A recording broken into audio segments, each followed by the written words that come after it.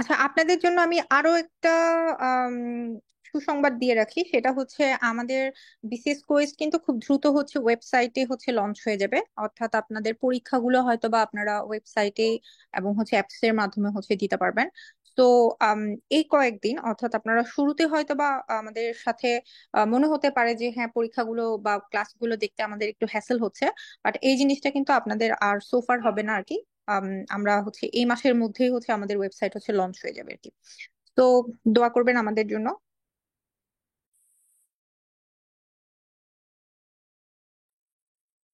Thank you Swagata. তো সবাইকে আসসালামু আলাইকুম, শুভ সন্ধ্যা, স্বাগত জানাচ্ছি বাংলাদেশ অ্যাফেয়ার্স এর লেকচার 1। এর আগের দিন আসলে লেকচার 1 নেওয়ার কথা ছিল, কিন্তু কোনো একটা কারণে আমরা নিতে পারিনি।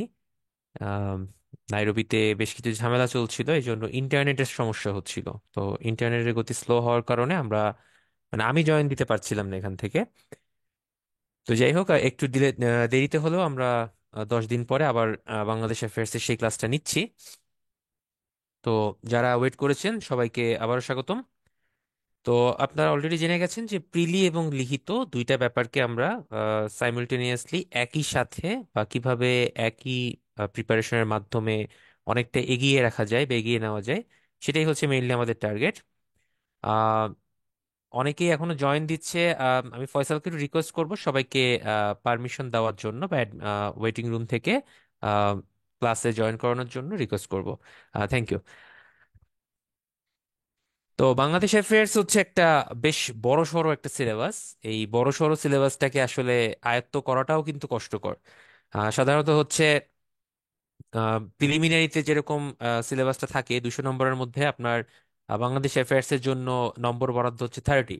ঠিক আছে। আবার লিখিত পরীক্ষা যদি চিন্তা করি, জেনারেল ক্যাডারে যদি 900 নম্বরের পরীক্ষা হয়, তার মধ্যে আবার বাংলাদেশ অ্যাফেয়ার্স এর বরাদ্দকৃত নম্বর হচ্ছে 200। সো দুইটা দিক থেকে যদি চিন্তা করি, বাংলাদেশ অ্যাফেয়ার্স কিন্তু বেশ গুরুত্বপূর্ণ। ঠিক আছে। সো এই জন্য এই দুইটাকে একসাথে কম্বাইন করে পড়াটাও একটা আর্ট বা একটা স্ট্র্যাটেজি। তো আমরা আসলে আজকে মেইনলি আলোচনা করব হচ্ছে দুইটারই সিলেবাস প্যাটার্ন কিভাবে একটু গুছানো যায়, কোন জায়গায় সাদৃশ্য আছে, কোন জায়গায় বৈসাদৃশ্য আছে। এই টাইপের ব্যাপারগুলোকে আমরা আসলে একটু আজকে বেশি হাইলাইট করব। সাথে আপনাদেরকে ছোট একটা টপিক আজকে আলোচনা করব আপনাদের সাথে। এই টপিকটা ইজি করে দিব। মানে ইজি বলতে হচ্ছে এমন ভাবে বলবো যে ইনশাল্লাহ আজকের পর থেকে এই টপিকগুলো নিয়ে পড়তে আপনার ঝামেলা হবে না। লেকচারের এটা দেখতে পাচ্ছেন, এটা আমি সামহাও একটা ওয়েতে আপনাদের কাছে দেখাবো। যাই হোক, আমরা শুরু করি। সো অনেকেই আছেন এখানে যারা এর আগে প্রিলি দিয়েছেন, অনেকে আছেন দেননি, আবার কেউ আছেন রিটেন দিয়েছেন বাট পাস হয়নি বা ভালো ক্যাডার আসেনি। এরকম অনেকেই মিলিতভাবে এখানে আছেন। তো ইন জেনারেল আমি সবার জন্য কথাবার্তা শুরু করি। প্রথমেই আসি হচ্ছে প্রিলিমিনারির ব্যাপারটা। প্রিলিমিনারিতে আপনার বরাদ্দকৃত নম্বর হচ্ছে 30। এই 30 হচ্ছে আপনার নিয়ারলি 9টা চ্যাপ্টারে ভাগ করা থাকে। Total chapter 9। সরি, এটা একটু অমিট হয়ে গেছে। প্রিলিমিনারি টোটাল নাম্বার 30 এবং চ্যাপ্টার হচ্ছে আপনার 9টা। আচ্ছা, 9টা চ্যাপ্টারের মধ্যে একটা চ্যাপ্টার বা 1 নাম্বার যে চ্যাপ্টারটা, সেটাতে হচ্ছে আপনার বরাদ্দকৃত নাম্বার হচ্ছে 6। আর বাকি যে 2 থেকে 8 প্রত্যেকটাতে হচ্ছে আপনার সরি, 2 থেকে 9 প্রত্যেকটার জন্য বরাদ্দকৃত নম্বর 3। তাহলে 8 × 3 হচ্ছে 24, আর এখানে 6, টোটাল নাম্বার হচ্ছে 30। আচ্ছা। তো আমরা যদি সিলেবাসটাকে 1 বাই 1 দেখি যে এই 9টা চ্যাপ্টারে কি কি আছে, তাহলে আমাদের আইডিয়াটা একটু ক্লিয়ার হবে। কারণ আমি বিশ্বাস করি যে কোনো পরীক্ষা বা যে কোনো আহ, আপনার হচ্ছে কম্পিটিশনে আপনি যদি অংশগ্রহণ করতে চান, আপনাকে সবার আগে হচ্ছে অপোনেন্টকে ভালো করে জানতে হয়। Opponent, what is opponent? আপনি একটা খেলতে গেছেন, সাপোজ আপনি যেমন আজকে একটু পরেই হচ্ছে আপনার ইউরোর একটা ম্যাচ আছে, স্পেন জার্মানি। এখন স্পেন এবং জার্মানি একে অন্যের কিন্তু ট্যাকটিক্স বা একে অন্যের কোথায় স্ট্রেংথ আছে কোথায় উইকনেস আছে এগুলো কিন্তু তারা যাচাই বাছাই করে বা আগে থেকেই হচ্ছে অ্যানালাইসিস করে, কে কোন উইং দিয়ে খেলে, কোন উইঙ্গার কাটকাইতে কোন আমি ফুল ব্যাক ইউজ করবো, এই ধরনের টেকনিক জানতে হবে আপনাকে। না জানলে আপনি হুট করে মাঠে গিয়ে যদি চিন্তা করেন যে ধুর মাঠে গিয়েই দেখবো না, কত বড় প্লেয়ার আমি আটকাই দিব, এটা করলে হয় না, আগে থেকে অ্যানালাইসিস করে নিতে হয়। তো সিমিলারলি আমি বিসিএস কেও একইভাবে আসলে ডিফাইন করতে রাজি। কারণ হচ্ছে বিসিএস এর অপোনেন্টটা হচ্ছে আপনার পরীক্ষার সিলেবাস এবং কোশ্চেন প্যাটার্ন। এই দুইটাকে যদি আপনি অপোনেন্ট মনে করতে পারেন, তাহলে এই দুইটাকে ভালোভাবে আপনার যাচাই বাছাই করে নিতে হবে, বা কিরকম প্রশ্ন আসে, কিরকম সিলেবাস আছে, কোন কোন জায়গা পড়তে হবে, এগুলো যদি ভালো করে আগে বুঝে নেন, আপনার অনেকটা পথ ক্লিয়ার হয়ে যাবে। বাকি যেটা থাকবে সেটা হচ্ছে পড়াশোনা করা এবং সাজানো গোছানো। সো এই জন্য আমাদের সিলেবাসটা আসলে দেখতে হয়। অনেকেই বলে যে ভাই সিলেবাস দেখার কি আছে, পড়া শুরু করি। না ভাই, এটা একটা ভুল ডিসিশন হবে। সিলেবাসটাকে করে ভালো করে বুঝতে হবে এবং কোশ্চেন প্যাটার্ন এই দুইটা ভালো করে বুঝতে হবে। তো আমরা একটু দেখি যে বাংলাদেশ অ্যাফেয়ার্স এর প্রিলি সিলেবাসটা কেমন। আগেই বলেছি পূর্ণমান 30, এর মধ্যে একটা চ্যাপ্টার আছে যেটার নাম্বার হচ্ছে 6, বাকি সবগুলা চ্যাপ্টার হচ্ছে 3 নাম্বারের করে। তো চ্যাপ্টার 1-এ যেটা আছে সেটা হচ্ছে একদম যদি বাংলা বা ভারতীয় উপমহাদেশের পূর্বে যে বঙ্গাল বা বঙ্গদেশ ছিল, সেই বঙ্গদেশের ইতিহাস যদি পর্যালোচনা করা যায়, সেই একদম শুরুর ইতিহাস থেকে শুরু করে স্বাধীন বাংলাদেশের অভ্যুদয় পর্যন্ত যে লম্বা একটা সময়, এই লম্বা সময়টাই হচ্ছে আপনার চ্যাপ্টার 1-এর সিলেবাস। এখানে আপনার সেই ছোটবেলায় সামাজিক বিজ্ঞানে যে ইতিহাস পড়েছিলেন আপনারা, সেই ইতিহাস আলোচনা করতে হবে, পড়তে হবে। যেমন ওই যে আপনার মৌর্য বংশ, গুপ্ত বংশ, পাল, সেন, মুসলমানদের আগমন, এরপর হচ্ছে আপনার স্বাধীন সুলতানি আমল, এরপরে আপনার মুঘল শাসন, সুর শাসন, এরপর আপনার ব্রিটিশরা আসলো, ইস্ট ইন্ডিয়া কোম্পানি এসে দখল করলো, এরপরে ব্রিটিশদের আবার বিতাড়িত করা হলো, পাকিস্তানের আন্ডারে পড়লাম, 24 বছরের শোষণ নিপীড়ন থেকে লাস্টে গিয়ে বাংলাদেশের মুক্তিযুদ্ধের মাধ্যমে স্বাধীনতার অভ্যুদয়। তো যেভাবেই বলি না কেন, হয়তো আমি 1 মিনিটের মধ্যে সবগুলো বলে গেলাম, বাট ব্যাপারটা 1 মিনিটের না, ব্যাপারটা অনেক বড় একটা পরিসরে। এই জন্য এই জায়গাটায় হচ্ছে আমরা আমাদের খুব বেশি গুরুত্ব দিতে হবে। এবং যত ভালোভাবে এখানে আপনি প্রিলিমিনারিতে পড়াশোনা করবেন বা সিলেবাসটা গুছিয়ে নিবেন, আপনি লিখিত পরীক্ষায় গিয়ে অনেক বেশি হেল্প পাবেন। আমরা লিখিত সিলেবাসটা একটু পরে দেখব। লিখিত সিলেবাসটা স্লাইডে দেওয়া আছে কিনা আমি নট শিওর, বাট আমি আপনাকে বলতে পারি, জাস্ট এ মিনিট। আচ্ছা, আচ্ছা, লিখিত সিলেবাসটা দেওয়া নাই, বাট আমি লিখিত সিলেবাসটা আপনাদেরকে একটু পর শো করছি, পিএসসির ওয়েবসাইট থেকে আমি দেখিয়ে দিব। যাই হোক, তো অধ্যায় 2 হচ্ছে বাংলাদেশের কৃষি সম্পদ। তো এটার জন্য বরাদ্দকৃত নম্বর 3।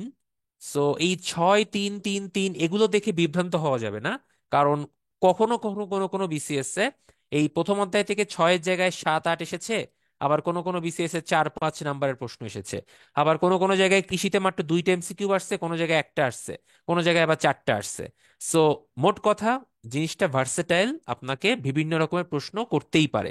আপনি কখনো মানে চ্যালেঞ্জ করতে পারবেন না যে ভাই এখানে তো 6টা প্রশ্ন আসার কথা ছিল বা 6টা এমসিকিউ আসার কথা ছিল, কেন বেশি আসলো বা কেন কম আসলো। সো ডাজেন্ট ম্যাটার, মনে রাখতে হবে কাছাকাছি নম্বর থাকবে, এক্সাক্ট নাও হতে পারে। তো কৃষি সম্পদের ব্যাপারটা হচ্ছে আমাদের যে ধরনের শস্য আমরা উৎপাদন করি, আমাদের অর্থকরী ফসল বলি, বা আমাদের খাদ্য শস্য উৎপাদনকারী যে ধরনের আহ শস্যগুলো আছে সেটার কথা বলি, রপ্তানিযোগ্য যদি কোনো শস্যের কথা বলি সেটাও হতে পারে। সবকিছু মিলিয়ে কৃষির ডিটেলসটা আমাদের এখানে পড়াশোনা করতে হয়।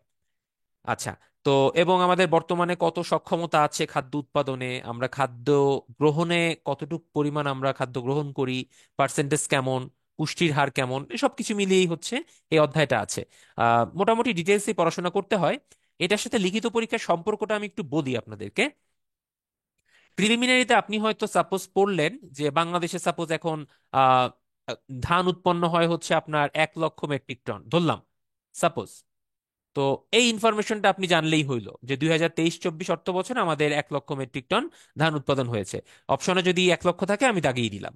বাট লিখিত পরীক্ষায় তো এরকম ভাই মাল্টিপল চয়েস কোশ্চেন দিবে না। লিখিত পরীক্ষার প্রশ্নগুলো হয় এরকম, মনে করেন যে কৃষি থেকে যদি প্রশ্ন দেয়, এরকম দিতে পারে যে বাংলাদেশে গত 5 বছরে কৃষিতে অবদান বা কৃষিতে বর্তমান সরকারের সাফল্য বর্ণনা করুন, এটা হতে পারে।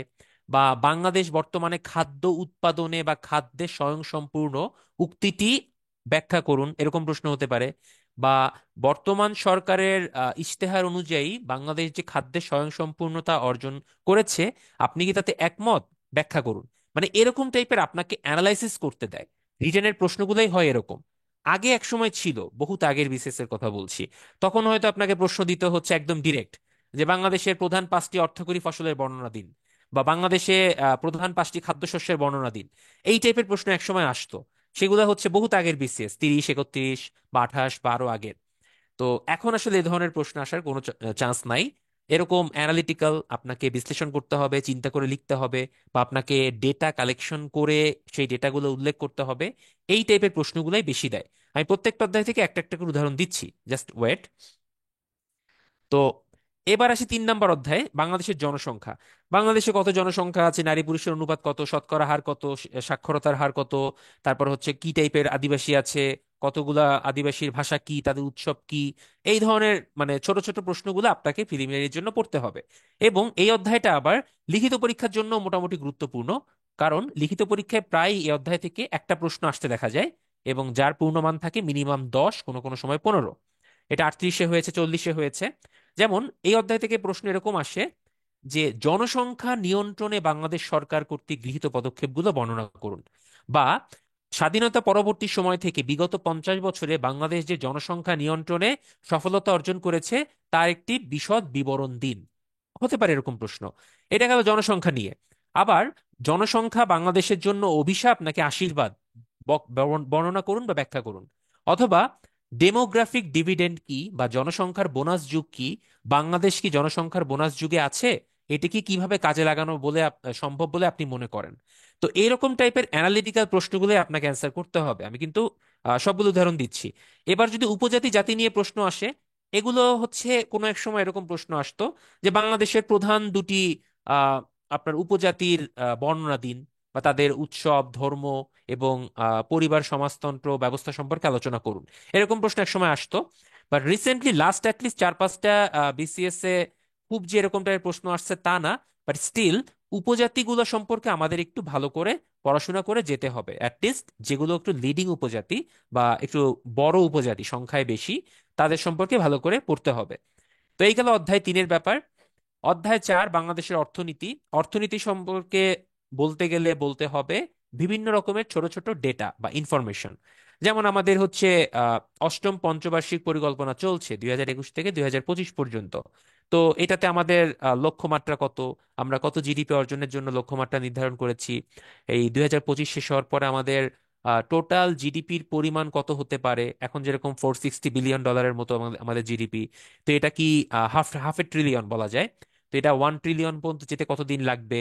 মানে এই টাইপের ছোট ছোট প্রশ্নগুলো আমাদের পড়তে হয়। বা আমাদের কত আয় ব্যয়ের অনুপাত কত, আমাদের কি পরিমাণ ট্যাক্স দেওয়া হচ্ছে, কি পরিমাণ আয় হচ্ছে রাজস্ব থেকে।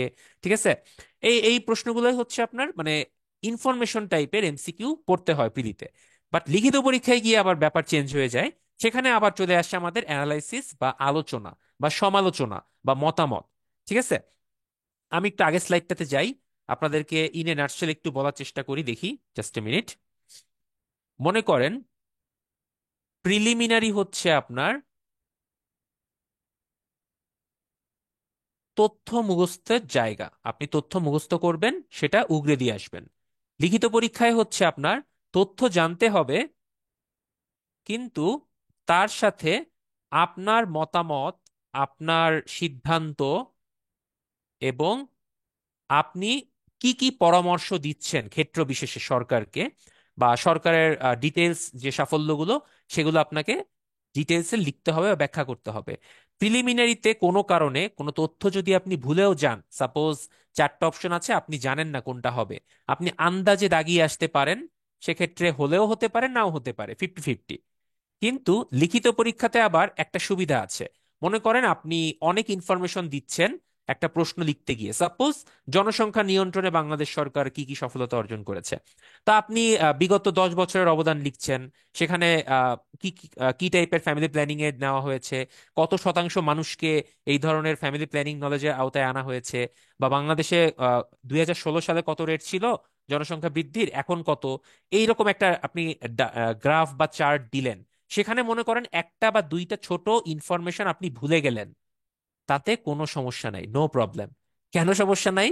কারণ আপনি লেখার একটা অপশন পাবেন। সাপোজ আপনি 2016 সালে জনসংখ্যা বৃদ্ধির হার জানতেন 1.45%, ধরলাম, লেট সাপোজ। কিন্তু আপনার এটা মনে নাই, আপনি কি করলেন? 1.4% লিখলেন। তারপরে যেহেতু মনে নাই, আপনি ব্র্যাকেট দিয়ে বা পাশে ছোট করে লিখে দিলেন আনুমানিক, অথবা ছোট করে লিখলেন প্রায়। এই কথাটা দেওয়ার মাধ্যমেই কিন্তু আপনি ভুলের হাত থেকে অনেকটা বেঁচে যাবেন। এই সুবিধাটা লিখিত পরীক্ষায় আছে। প্রিলিতে যেরকম একদম টু দ্য পয়েন্ট অ্যান্সার হতে হয়, লিখিততে অনেক সময় তথ্য আমরা একটু আশেপাশে দিতে পারি আনুমানিক উল্লেখ করে। এটা একটা সুবিধা আছে। ঠিক আছে? তো প্রোজ অ্যান্ড কনস সবই আছে, আমাদেরকে জানতে হবে আর কি। তাহলে আমরা কি সামারিতে উপনীত হলাম? প্রিলি হচ্ছে তথ্য মুখস্থের জায়গা, লিখিত হচ্ছে তথ্য মুখস্থের আলোকে আপনার ক্রিয়েটিভিটি, আপনার রিপ্রেজেন্টেশন, আপনার উপস্থাপনা, আপনার লেখার শৈলী, হাতের লেখাও আছে গুরুত্বপূর্ণ, এবং আপনার ডেটা বা চার্ট বা প্রয়োজনে ছোট ছোট গ্রাফ, এগুলো উল্লেখের মাধ্যমে কিভাবে লেখাটাকে আকর্ষণীয় করা যায়, এটা হচ্ছে লিখিত পরীক্ষার টার্গেট। সো এই দুইটা যদি মাথায় রাখতে পারেন, তাহলে কখনোই কোলাইড হবে না, কখনো প্রবলেমে পড়বেন না। কারণ প্রিলি পড়ার সময় আপনি যখন তথ্যটা পড়বেন, সাপোজ আপনি পড়লেন যে বাংলাদেশে 2016 সালে জনসংখ্যা বৃদ্ধির হার 1.45% ছিল। তো 16তে 1.45%, 2024-এ এসে কত হলো, এবং এটা কেন সম্ভব হলো, এই সংক্রান্ত যখন আপনি একটা কোনো ইনফরমেশন জানবেন বা কোনো একটা রাইটিং পড়বেন, এটা এখনই পড়ে ফেলেন। কারণ লিখিত পরীক্ষা আসতে দেরি আছে যদিও, কিন্তু আপনি এখন পড়ে রাখলে লিখিত পরীক্ষার সময় গিয়ে আপনার খুব বেশি প্রয়োজন হবে না নতুন করে পড়ার। আপনি তো তথ্যটা জানেনই, জাস্ট লেখার মতো করে বা কিভাবে লিখবেন সেই অংশটা তখন আপনাকে গুছাতে হবে। পার্থক্য এইটুকুই, নাথিং এলস। ওকে, আমরা আবার একটু আগের জায়গায় যাই। অধ্যায় 4 নিয়ে কথা বলছিলাম, 5-এ চলে যাই। শিল্প বাণিজ্য, অর্থাৎ বাংলাদেশের কি কি পণ্য ইম্পোর্ট এক্সপোর্ট হচ্ছে বা আমদানি রপ্তানি হচ্ছে, আমাদের কোন কোন ইন্ডাস্ট্রি বর্তমানে গুরুত্বপূর্ণ, সেখানে মানে জাতীয় আয় বা রাজস্ব আয় বা জিডিপিতে কোন ইন্ডাস্ট্রির মানে অবদান কত, কত পার্সেন্ট, সেবা খাত, শিল্প খাত, কৃষি খাত, বা আপনার হচ্ছে গার্মেন্টস সেক্টর, তারপর হচ্ছে রপ্তানি খাতে এখন আমরা কোন কোন পণ্যকে অগ্রাধিকার তালিকায় রেখেছি, এই টাইপের সবকিছু মিলে, এবং তার সাথে আমাদের ফিনান্সিয়াল যে ব্যাপারগুলো, অর্থাৎ ব্যাংক, বীমা প্রতিষ্ঠান বা আর্থিক প্রতিষ্ঠান যেগুলো আছে, তাদের সম্পর্কে আমাদের জানতে হবে যে কতগুলো ব্যাংক আছে, কতগুলো সরকারি, কতগুলো স্বায়ত্তশাসিত, কতগুলো রাষ্ট্রায়ত্ত, কতগুলো প্রাইভেট, তারপর ব্যাংক রেট বর্তমানে কত, তারপর হচ্ছে আমাদের ইনফ্লেশন রেট কত, বা আমাদের কোন কোন টাইপের বীমা প্রতিষ্ঠান কাজ করছে। ছোট ছোট ইনফরমেশন গুলো আপনাকে এখানে জানতে হবে। বাট যখন আপনি এটা আবার লিখিত পরীক্ষাতে যাবেন, তখন কিন্তু এরকম ছোট ছোট ইনফরমেশন আবার হবে না। আগের মতোই আপনাকে অ্যানালিটিক্যাল প্রশ্ন দিবে। হয়তো বলবে যে বাংলাদেশের রপ্তানি সেক্টরকে আরো ডাইভার্সিফাইড করার জন্য বা রপ্তানি খাতকে প্রসারিত করার জন্য বর্তমান সরকারের কি কি পদক্ষেপ নেওয়া প্রয়োজন বলে আপনি মনে করেন, সাপোজ দিল। দেখেন, এখানে কিন্তু আপনার নিজের লেখার অনেক কিছু আছে। আপনি যত পড়বেন, বিভিন্ন আর্টিকেল পড়বেন, বিভিন্ন মানুষ যারা একটু এই ধরনের অ্যানালিটিক্যাল লেখালেখি করেন, তাদের লেখা পড়বেন বা পত্রিকা পড়বেন বা নিউজ শুনবেন, বা একটু চোখ কান খোলা রাখবেন, ফেসবুকে ছোট ছোট আর্টিকেল শেয়ার করে অনেকে, ওগুলো পড়বেন। তখন কিন্তু আপনার মধ্যে একটা পজিটিভ নেগেটিভ আর্গুমেন্ট ক্রিয়েট হবে। আমি আবারও বলছি, বুঝিয়ে বলছি। মনে করেন রিসেন্টলি হচ্ছে ভারতের সাথে আমাদের রেল করিডোর নিয়ে কথাবার্তা হলো। তো এখানে কিন্তু এই ফেসবুক বোদ্ধা যারা আছে, ফেসবুক বোদ্ধা আমি বলে আমি ছোট করছি না, এটা এদেরও দরকার আছে, কারণ এরা অনেক সময় অনেক ডিসিশন মেকিং এ হেল্প করে। সো আমি সবাইকে সম্মান দিতে চাই। তো এখানে কিন্তু দুইটা সেক্টরে ভাগ হয়ে গিয়েছিল। কেউ কেউ বলছিল যে দেশের স্বায়ত্তশাসন চলে গেছে, সার্বভৌমত্ব নষ্ট হয়ে গেছে, আমরা বিক্রি করে দিছি, অমুক তমুক টাইপের কথাবার্তা। আবার কেউ কেউ কেউ ছিল একটু অপটিমিস্টিক, বলছিল যে এই করিডোর দেওয়ার মাধ্যমে ডেফিনেটলি আমরা একটা আপার হ্যান্ড পাবো, যেটা দিয়ে আমরা হয়তো ওই চিকেন নেক করিডোরের মাধ্যমে আমরা নেপাল ভুটানের সাথে কানেক্টিভিটি বাড়াতে পারবো। এবং ওইখানে যদি আমরা রেলটা ইউজ করতে পারি, ডেফিনেটলি নেপাল ভুটান আমাদের সি পোর্ট গুলা ইউজ করতে পারবে, আনলেস চেন্নাই বা মুম্বাই বা কলকাতার সি পোর্ট ব্যবহার করা বাদ দিয়ে। তো দেখেন, এই যে আপনি যত এই ধরনের জিনিসগুলো পড়বেন, আপনার মধ্যে কিন্তু আর্গুমেন্ট, কাউন্টার আর্গুমেন্ট তৈরি হবে। তখনই আপনি চিন্তা করা শিখবেন, এবং চিন্তা করা শিখলে লিখিত পরীক্ষায় আপনার তখন অ্যানালাইসিস করতে সমস্যা হবে না। আপনি যে মতাদর্শ বিশ্বাস করেন, বা অ্যাটলিস্ট বাংলাদেশ সরকার যে মতাদর্শ বিশ্বাস করে, সেগুলোর সাথে আপনার মতামতকে যাচাই বাছাই করে আপনি লিখতে পারবেন। সো লিখিত পরীক্ষার লেখার স্টাইলই হচ্ছে এইটা। শুধু তথ্য মুখস্থ করলেই হয় না, আপনাকে হচ্ছে আজ থেকে 5 বছর পর কি হতে পারে, বা এই ঘটনাটা যে ঘটলো তার কনসিকুয়েন্স কি হতে পারে, এই ব্যাপারগুলো হচ্ছে আপনার একটু চিন্তা করা শিখতে হবে, এবং তার জন্য পড়তে হবে। সো প্রিলিতে অনেক কি কি করে, প্রিলিমিনারিতে যেহেতু শুধু তথ্য মুখস্থ করাটাই মেইন কাজ, ওই পয়েন্টটা মুখস্থ করলে আর কিছু লাগে না। সো মানুষ তখন চিন্তা ভাবনা করতে চায় না, মানুষ হয়ে যায় তখন তোতা পাখি। তোতা পাখির মতো একটা একটা করে ডেটা মুখস্থ করে, এবং পরীক্ষার হলে গিয়ে এমসিকিউ ভরাট করে প্রিলি পাস করে ফেলে। দেন রিটেন পরীক্ষায় যখন অল্প কিছু সময় পায়, ধরেন 3 or 4 মান্থস, আপনারা সবাই জানেন যে অলরেডি কিন্তু 46-এর রিটেনের ডেট ঘোষণা করা হয়ে গেছে, 28 আগস্ট থেকে শুরু হবে। সো 46-এর প্রিলি রেজাল্ট কবে হলো? দেখেন, মাত্র 4 মাসের মধ্যে কিন্তু পরীক্ষা, বা 4.5 মাসের মধ্যে পরীক্ষার ডেট দিয়ে দিয়েছে। সো এই অল্প সময়ের মধ্যে যখন আপনি বাংলা, ইংরেজি, ম্যাথ, বিজ্ঞান, কম্পিউটার, আইসিটি, এরপরে হচ্ছে মানসিক দক্ষতা, বাংলাদেশ অ্যাফেয়ার্স, ইন্টারন্যাশনাল অ্যাফেয়ার্স, এরকম 7-8টা সাবজেক্ট পড়াশোনা করতে যাবেন, তখন কিন্তু আপনি ঝামেলায় পড়বেন। তখন এত অ্যানালিটিক্যাল চিন্তা ভাবনা করা বা এত অ্যানালাইসিস করার সময় পাবেন না, আটকে যাবেন। সো আমার পরামর্শ হচ্ছে, এখন যে ছোট ছোট ইনফরমেশন গুলো পড়বেন, তার সাথে যে বড় আর্টিকেল গুলো থাকবে সেগুলোকে একটু পড়ে নিবেন। জাস্ট চোখ বুলায় যাবেন, অ্যাটলিস্ট আপনি জেনে রাখবেন যে কি হচ্ছে। শুধুমাত্র এইটুক পড়েন না যে বাংলাদেশ হচ্ছে এত টাকার মাধ্যমে ট্রানজিট ভাড়া দিয়েছে, শুধু এইটুকুই পড়ে শেষ করে দিয়েন না। কেন দিল, কি কি আরো চুক্তি হয়েছে, এবং এটার ফলাফল কি হতে পারে, কয়েকজন এই বিষয়ে লেখালেখি করেছে, দুই একটা নিউজ পেপার আর্টিকেল প্রকাশ করেছে, সময় নিয়ে একটু পড়েন। একবার রিডিং পড়লেও অনেক জ্ঞান বাড়বে। ঠিক আছে? আচ্ছা, যাই হোক, এরপর আসি one of the most important chapters, যেটা হচ্ছে বাংলাদেশের সংবিধান বা কনস্টিটিউশন। এটাকে যদি আনলিমিটেড বা ইনফিনিটিভ স্টার দেওয়া শুরু করি, তাতে এটা শেষ হবে না, এটার গুরুত্ব এত বেশি। সংবিধান আপনার শুধুমাত্র প্রিলিতে লাগবে না, রিটেনে লাগবে, ভাইভায় লাগবে। আপনি যখন বিসিএস এ যদি সিলেক্টেড হন, আপনি যদি চাকরি জীবন শুরু করেন, একদম চাকরির শেষ পর্যন্ত আপনার সংবিধান জানতে হবে। কখনোই এটা ছাড়া আপনি কোনো কিছু করতে পারবেন না। এটা কাইন্ড অফ আইন, রাষ্ট্র পরিচালনার আইন। সো এই জন্য অনেকেই করে পিড়িতে শুধু সংবিধান মুখস্থ করে আর্টিকেল অনুযায়ী। সাপোজ আর্টিকেল 31-এ হয়তো বলা আছে হচ্ছে আপনার আহ আইনের আশ্রয় লাভের অধিকার, সাপোজ। বা হয়তো 33-তে বলা আছে কাউকে বিনা ওয়ারেন্টে বা হুট করে গ্রেফতার করে আটক করে রাখা যাবে না। বা হয়তো আপনার 49-এ হয়তো রাষ্ট্রপতির অভিশংসন নিয়ে কথা বলা আছে।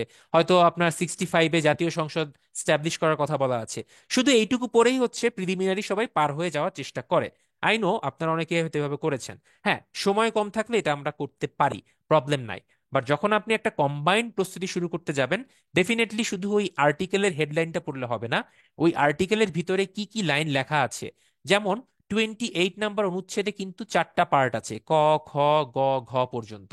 সো কোন পার্টে কি লেখা আছে, তার গুরুত্ব কি, তার ব্যাখ্যা কি, এই ব্যাখ্যাগুলো আমাদেরকে একটু অ্যানালাইসিস করে পড়লে আপনি লিখিত পরীক্ষায় নিয়ারলি 50 মার্কস এখান থেকে অ্যান্সার করতে পারবেন। মার্ক মাই ওয়ার্ডস, যতগুলো বিসিএস এর লিখিত পরীক্ষার প্রশ্ন দেখবেন, দেখবেন যে সংবিধানের সাথে সম্পর্কিত প্রশ্নই আছে 1/4-এর মতো, বা 40 থেকে 50 মার্কের মতো। অথচ প্রিলিমিনারিতে মাত্র 3টা প্রশ্ন। তার গুরুত্ব লিখিত পরীক্ষায় কত বেশি একটু চিন্তা করে দেখবেন। সিমিলার এরকম আরেকটা গুরুত্বপূর্ণ জায়গা আমি চ্যাপ্টার 1-এ বলে এসেছি, সেটা হচ্ছে মুক্তিযুদ্ধ। মুক্তিযুদ্ধ থেকে 50 মার্ক পরীক্ষায় আসবে লিখিত পরীক্ষায়, এটা সিলেবাসেই উল্লেখ করে দেওয়া আছে, ছোট করে 50 ডান সাইডে লিখে দেওয়া আছে। সো যারা মুক্তিযুদ্ধ প্রিলিমিনারিতে একটু ভালো করে পড়বে, তার রিটেনে 50 মার্ক পড়ার জন্য খুব বেশি এফোর্ট দিতে হবে না।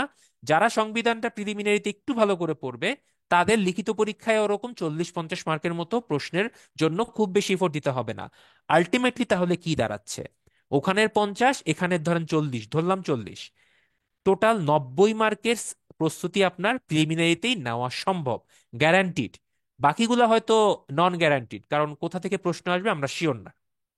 কিন্তু এই 90 নাম্বার আসতেছে, এটা আপনি কনফার্ম থাকেন। সো এই দুইটা অধ্যায়কে আমরা একটু বেশি গুরুত্ব দিব। আচ্ছা, এবার আসিস রাজনৈতিক অবস্থা। অধ্যায় 7, বাংলাদেশের পলিটিক্স নিয়ে পড়তে হবে। এরপর বাংলাদেশের নির্বাচন কবে হয়েছিল, কি কি রাজনৈতিক দল আছে, চাপ সৃষ্টিকারী গোষ্ঠী কাকে বলে, আহ নির্বাচনের ক্ষেত্রে আমরা কি কি নিয়ম মেনে চলি, নির্বাচনী কি কি আইন আছে, ইস্তেহার কি জিনিস, এই টাইপের ছোট ছোট ইনফরমেশন একটু পড়তে হয়। আর রিটেন পরীক্ষাতে একটু ডিটেলস আসে। ধরেন হয়তো কোনো একটা পরীক্ষা এরকম আসছিল যে বাংলাদেশে বিগত 5টি নির্বাচন নিয়ে আলোচনা করুন, বা বাংলাদেশের বিগত 3টি নির্বাচন নিয়ে আলোচনা করুন। বা হয়তো বলতেই পারে যে সাপোজ যে বর্তমান সরকার ব্যবস্থায় বা বর্তমান গণতান্ত্রিক সরকার ব্যবস্থায় রাজনৈতিক দলগুলোর ভূমিকা নিয়ে আপনার কি মতামত, বা রাজনৈতিক দলগুলো বা বিরোধী দলগুলো দুর্বল হয়ে পড়ছে কিনা আপনি মনে করেন। সো এরকম টাইপের অ্যানালিটিক্যাল প্রশ্নই আসবে। এখানে হচ্ছে আপনাকে জাস্ট গঠনমূলক সমালোচনা করতে হবে, এবং যাই বলেন না কেন দিন শেষে মতামতটা না চাইলেও সরকারের পক্ষে দেওয়ার চেষ্টা করতে হবে। কিচ্ছু করার নাই, এটা আনঅফিসিয়াল বলছি আপনাকে। মানে অ্যান্টি গভর্নমেন্ট কথাবার্তা লিখিত পরীক্ষায় লেখার কোনো অপশন নাই, এবং লিখলে আপনার খাতা বাতিল টাতিলও হয়ে যেতে পারে, ইভেন অনেক কিছুই হতে পারে। সো এই ধরনের ঝামেলায় যাওয়ার কোনো দরকার নাই, সেফ সাইডে থাকা ভালো। আচ্ছা, এরপর আছি 8 নাম্বার, বাংলাদেশের সরকার ব্যবস্থা। আমরা জানি যে সরকারের 3টা কাঠামো আছে, একটা হচ্ছে আইন বিভাগ বা লেজিসলেচার, অর্থাৎ জাতীয় সংসদ। একটা আছে হচ্ছে নির্বাহী বিভাগ বা শাসন বিভাগ, যেটাকে বলা হয় বাংলাদেশ সরকার।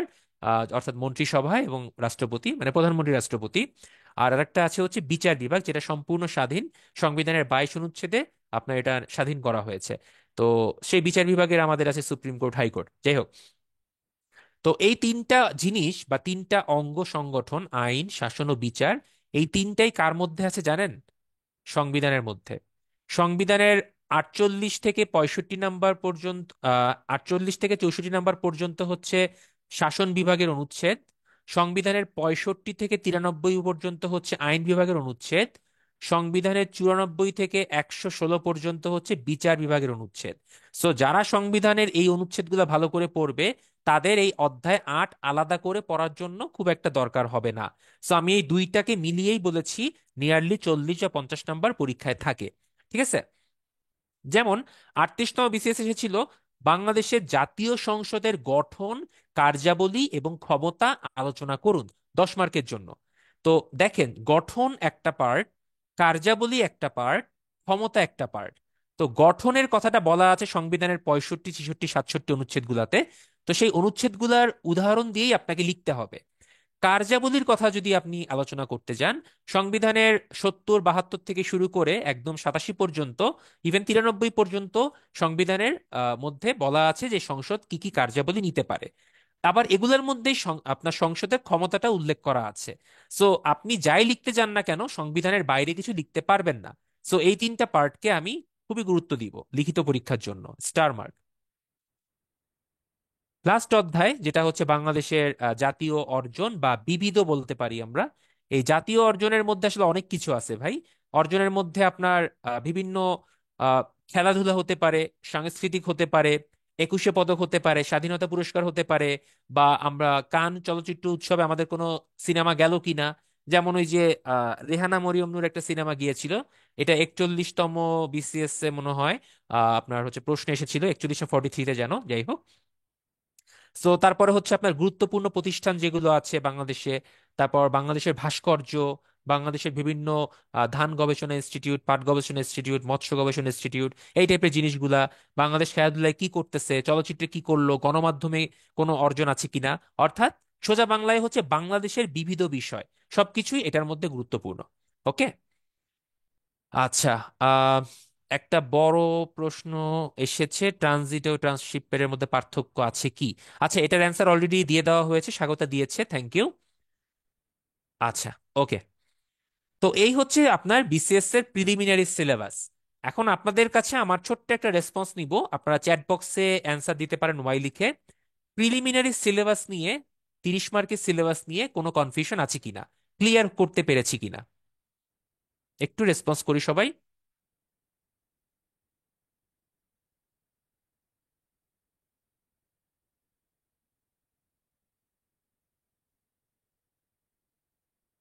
ওকে, থ্যাংক ইউ, থ্যাংক ইউ সবাই রেসপন্স করার জন্য।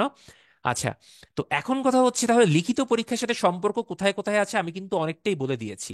প্রিলিমিনারির যে 9টা অধ্যায় আছে, লিখিত পরীক্ষায় গিয়ে সেই অধ্যায় হয়ে গেছে 16টা। কিন্তু 16টা অধ্যায় হলেও টপিক আসলে এই 9টাই, 9টাকে টেনে হিস্টে একটু বড় বড় করে করে 16টা অধ্যায় নিয়েছে। যেমন প্রিলিমিনারি পরীক্ষায় কোথাও নারীর ক্ষমতায়ন নিয়ে কোনো কিছু বলা নাই, বা জাতীয় অর্জনের মধ্যে যদি নারী কোনো কিছু অর্জন করে বা নারীদের কোথায় কোথায় অবদান আছে, সেটা কিন্তু আমাদের পড়তে হয়। তো লিখিত পরীক্ষায় নারীর ক্ষমতায়ন নিয়ে আলাদা একটা অধ্যায় আছে, তো ওখানে আমাদের কিন্তু ভালো করে পড়তে হবে। আবার মনে করেন বাংলাদেশের রাজনৈতিক অবস্থা নিয়ে একটা অধ্যায় আছে প্রিলিমিনারিতে। লিখিত পরীক্ষায় কি করেছে, রাজনৈতিক ব্যবস্থার সাথে আলাদা একটা অধ্যায় করেছে বাংলাদেশের নির্বাচন। কারণ বাংলাদেশের নির্বাচন কমিশন নিয়ে সংবিধানে একটা বড় অংশ আছে, 117 থেকে প্রায় 127 পর্যন্ত অনুচ্ছেদ হচ্ছে নির্বাচন নিয়ে। সো এই কারণে লিখিত পরীক্ষা আলাদা একটা অধ্যায় করে দিয়েছে। সো আলটিমেটলি কোনো কিছু সংবিধানের বাইরে না। ওকে। ইভেন বাংলাদেশ সরকারি কর্ম কমিশন, যেটা পিএসসি বলি আমরা, সেটা নিয়ে অনুচ্ছেদ আছে সংবিধানে 133 থেকে 142 পর্যন্ত। সো এখানেও কিন্তু আপনার হচ্ছে কর্ম কমিশন নিয়ে পড়াশোনা করতে হবে লিখিত পরীক্ষায় গিয়ে। সো আলটিমেটলি আমার কথা বলার উদ্দেশ্য একটাই, সংবিধান যে ভালো করে পড়বে, টোটাল 153টা অনুচ্ছেদ, তার জন্য লিখিত পরীক্ষা অনেকটা ইজি হয়ে যাবে, পুলসিরাত খুব দ্রুত পার হতে পারবেন। সো আমাদের টার্গেট থাকবে পুরা কোর্সের মধ্যেই লিখিত পরীক্ষার অংশগুলো আপনাদেরকে অ্যাটলিস্ট ধরিয়ে দেওয়া, গাইডলাইন দেওয়া, কিভাবে লিখতে হবে বুঝিয়ে দেওয়া, এবং হচ্ছে কোন জায়গাগুলো থেকে পড়লে ভালো হয় আমরা ম্যাটেরিয়াল সাপ্লাই দেওয়ার চেষ্টা করব। এই হচ্ছে মোটামুটি কথাবার্তা। তো আমরা একটা কাজ করি এখন এই মুহূর্তে, বিগত বছরগুলোতে কোন কোন অংশ থেকে প্রিলিমিনারিতে কত প্রশ্ন এসেছে বা কি টাইপের প্রশ্ন এসেছে একটু অ্যানালাইসিস করে ফেলি, কাজে আসবে। আমরা তো এখন সিলেবাস আলোচনা করলাম, অপোনেন্টের একটা পার্ট বুঝতে পারলাম, এখন কোশ্চেন কোথা থেকে আসছে সেটা দেখব। দেখেন, প্রাচীনকাল থেকে সমসাময়িক ইতিহাস, সেখান থেকে প্রত্যেকটা বিসিএসই বিভিন্ন রকম প্রশ্ন এসেছে। কোনোটায় একটা, কোনোটায় দুইটা, কোনোটায় চারটা, কোনোটায় ছয়টা, মাল্টিপল, কোনোটায় আবার নয়টা, হতেই পারে, আমি বলেছি। আবার দেখেন, বাঙালি জাতির ইতিহাস নিয়ে কোনো কোনো বার প্রশ্ন আসছে, কোনো কোনো বার আসেই নাই। প্রাচীন বাংলায় যে কিছু জনপদ ছিল, ওই যে পুন্ড্র, রাঢ়, বরেন্দ্র, হরিকেল, সমতট, তাম্রলিপ্ত, তারপর হচ্ছে গৌড়, এগুলো কিন্তু আমরা পড়ি বা পড়তে হয়। তো এটা দেখেন, কোন কোন বিসিএস আসছে, কোন কোন বিসিএস আসে নাই। তো ব্যাপারটা সম্পূর্ণ হচ্ছে আনপ্রেডিক্টেবল।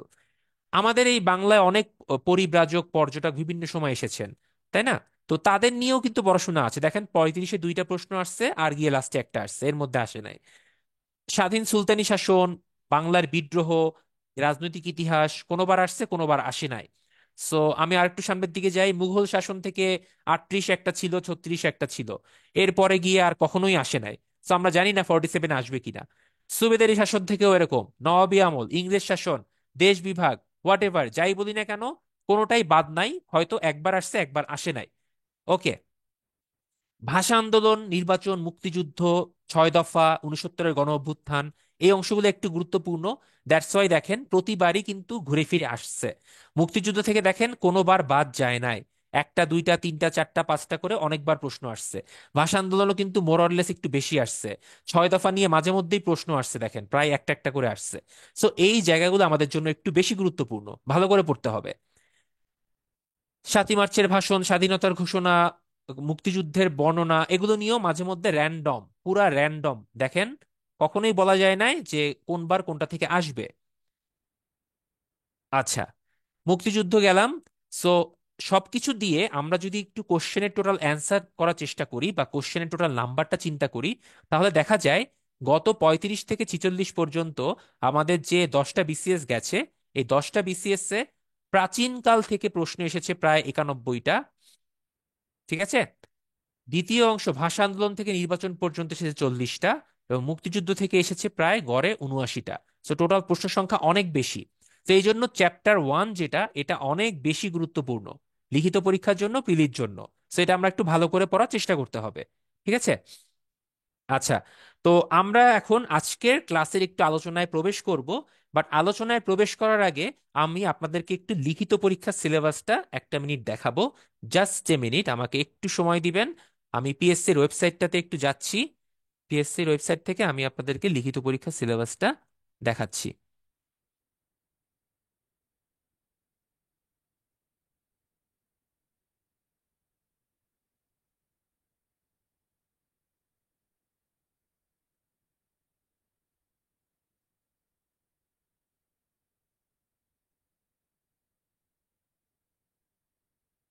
ওকে, আমরা চলে আসছি, প্রায় একটা মিনিট।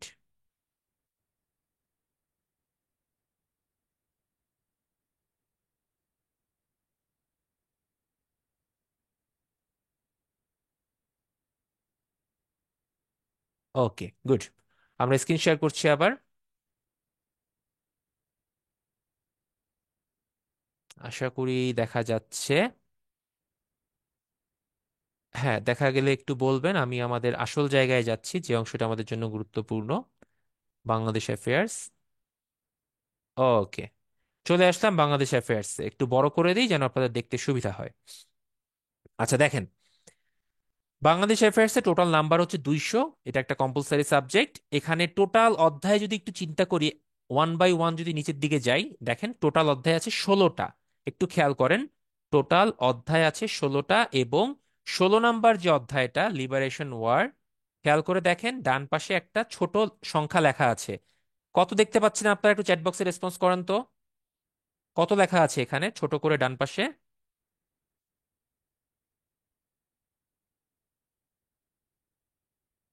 50, মানে একদম হাফ সেঞ্চুরি।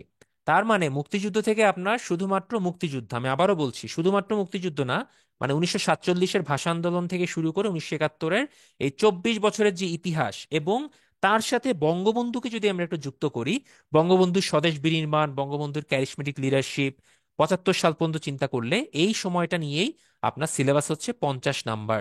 সো গুরুত্বটা একটু ভালো করে বুঝেন, সেই অনুযায়ী প্রিপারেশন নিবেন, ঠিক আছে?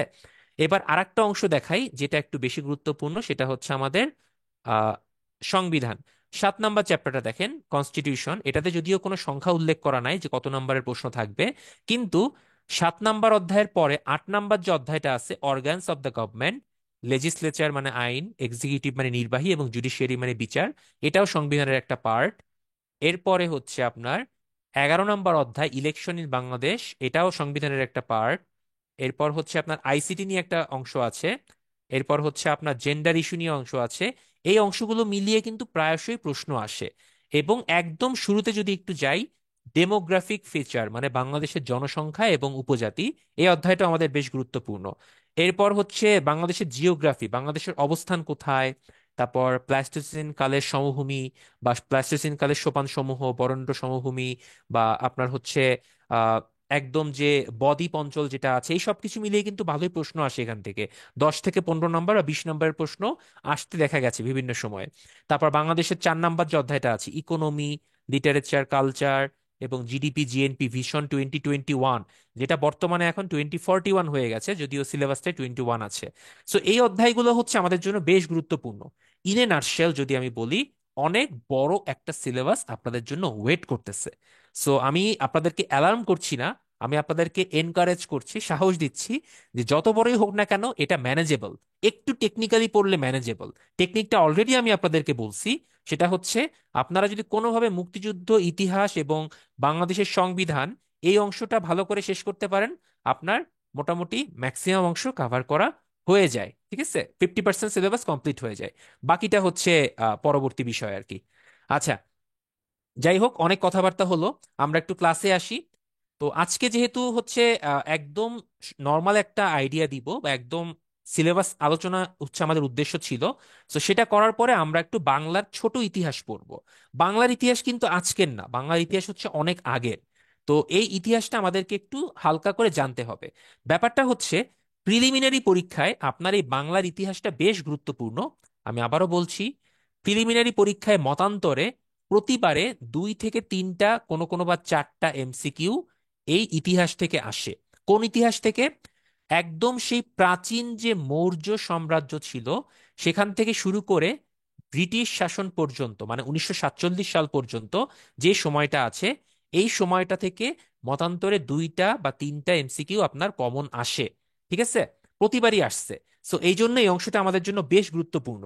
কিন্তু যখন আমরা এই অংশটা লিখিত পরীক্ষার জন্য যাই, তখন এই অংশটা কেমন যেন একটু দুর্বল হয়ে যায়। দুর্বল মানে হচ্ছে লিখিত পরীক্ষায় অন্যান্য টপিকের ভিড়ে এই অংশ থেকে প্রশ্ন বলতে গেলে প্রায় আসেই না, খুব কম।